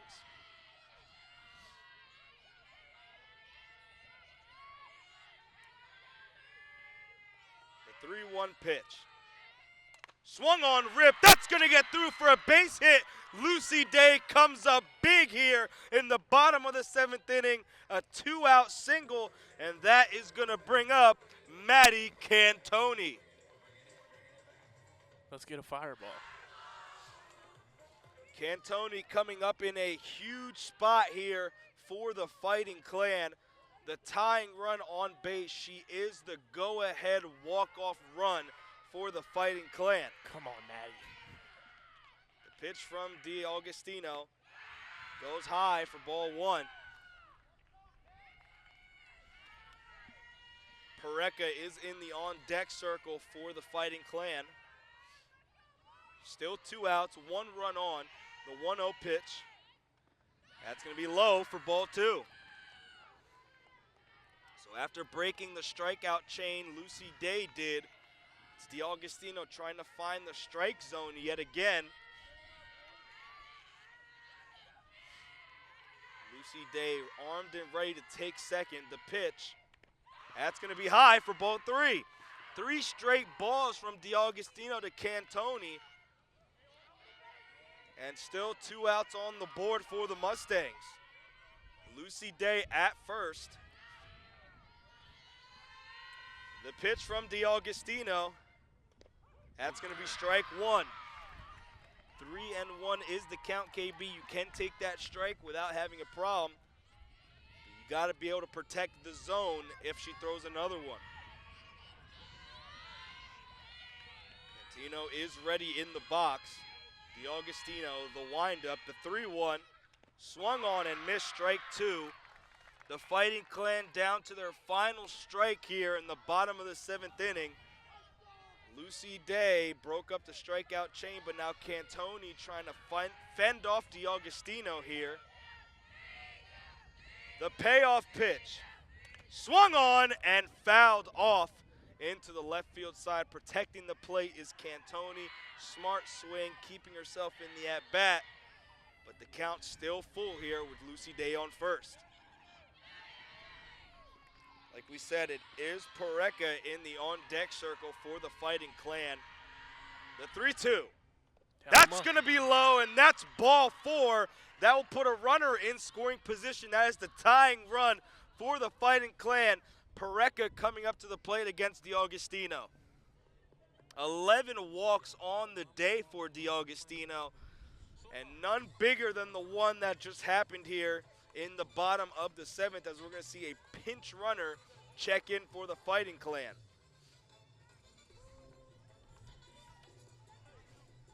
That's going to be number 8, Danny Roez, checking in for the Fighting Clan. Her first action of the day in this huge matchup. Still 2 outs, 2 runners on. And Ponce is trying to get in on the action. Pareca getting in on the action here for the Fighting Clan. She has 1 hit and 2 walks to show for in her at-bats, as well as a strikeout in the first inning. The umpires are taking a second to converse and get everyone situated. Tying run in scoring position, winning run at first. Pareca at the plate. She settles her back foot in, gets in her stance. The pitch from DeAugustino. That's going to find the strike zone for strike one. Pareca looking to try and add on to an already touted offense that's gotten hits in clutch situations and get it on the 2-out rally. The 0-1. That's going to go outside and even up the count at 1-1. Victoria Negron is in the on-deck circle if she has the opportunity for the Fighting Clan. Still 2 outs here in the bottom of the 7th. 8-7 is the score on a 1-1 count. The pitch. Swung on and ripped into left field, and that's going to go foul. A good rip, a healthy rip there from Pareca. Doesn't stay in play, and that will be strike number 2. Vineland down to their final strike yet again here in the bottom of the 7th. Thought she had that one. I thought she had the hit there, but she has to kind of settle in and be like, just put it in play. All you can do is put the ball in play here with 2 outs. A 1-2 count. Pareca settles in, and she's going to call time here, and I think it's no better time than now to make that call. She has 2 strikes on her. She's down to her final strike in the game, and she has a tying run in scoring position. Pareca steps back in. DeAugustino gets the windup ready. The 1-2. Swung on, rolled over. That's going to go to the third baseman. The throw's going to go to first, and that will be the ball game. A ground out to third base will finish out the win for the Mustangs. 8-7 is the final score. Vineland fighting all the way back after great pitching relief from Patel, but just can't get the job done in the bottom of the 7th. The mountain just insurmountable on this day. KB, your takeaways from the matchup? It's tough. You battle all the way back. You know, you had a tough emotional loss yesterday to a very good EHT team. You start off slow with the 7-run first inning and have to claw all the way back. And, you know, you come just ever so close of doing it. You know, a 1-run loss here, it's tough. It's going to sting, but you got to be, if you're on this Fighting Clan roster, you got to be proud of the way that you battled back. You never quit, even though you were down 7-0. Both coaches for Vineland have to be thrilled with the way that they just never gave up. They never, you know, laid down their bats, and they were disciplined. They played hard. So there's never really, you know, those losses equaling wins, but this is as close as it gets. Very valiant performance from the Fighting Clan today.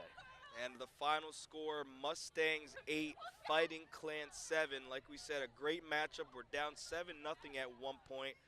But my name is Marcelino Ojeda with my good partner Kyle KB Bennett and our amazing producer Doug Diola. We thank you for joining us for today's matchup between the Mainland Mustangs and your Fighting Clan.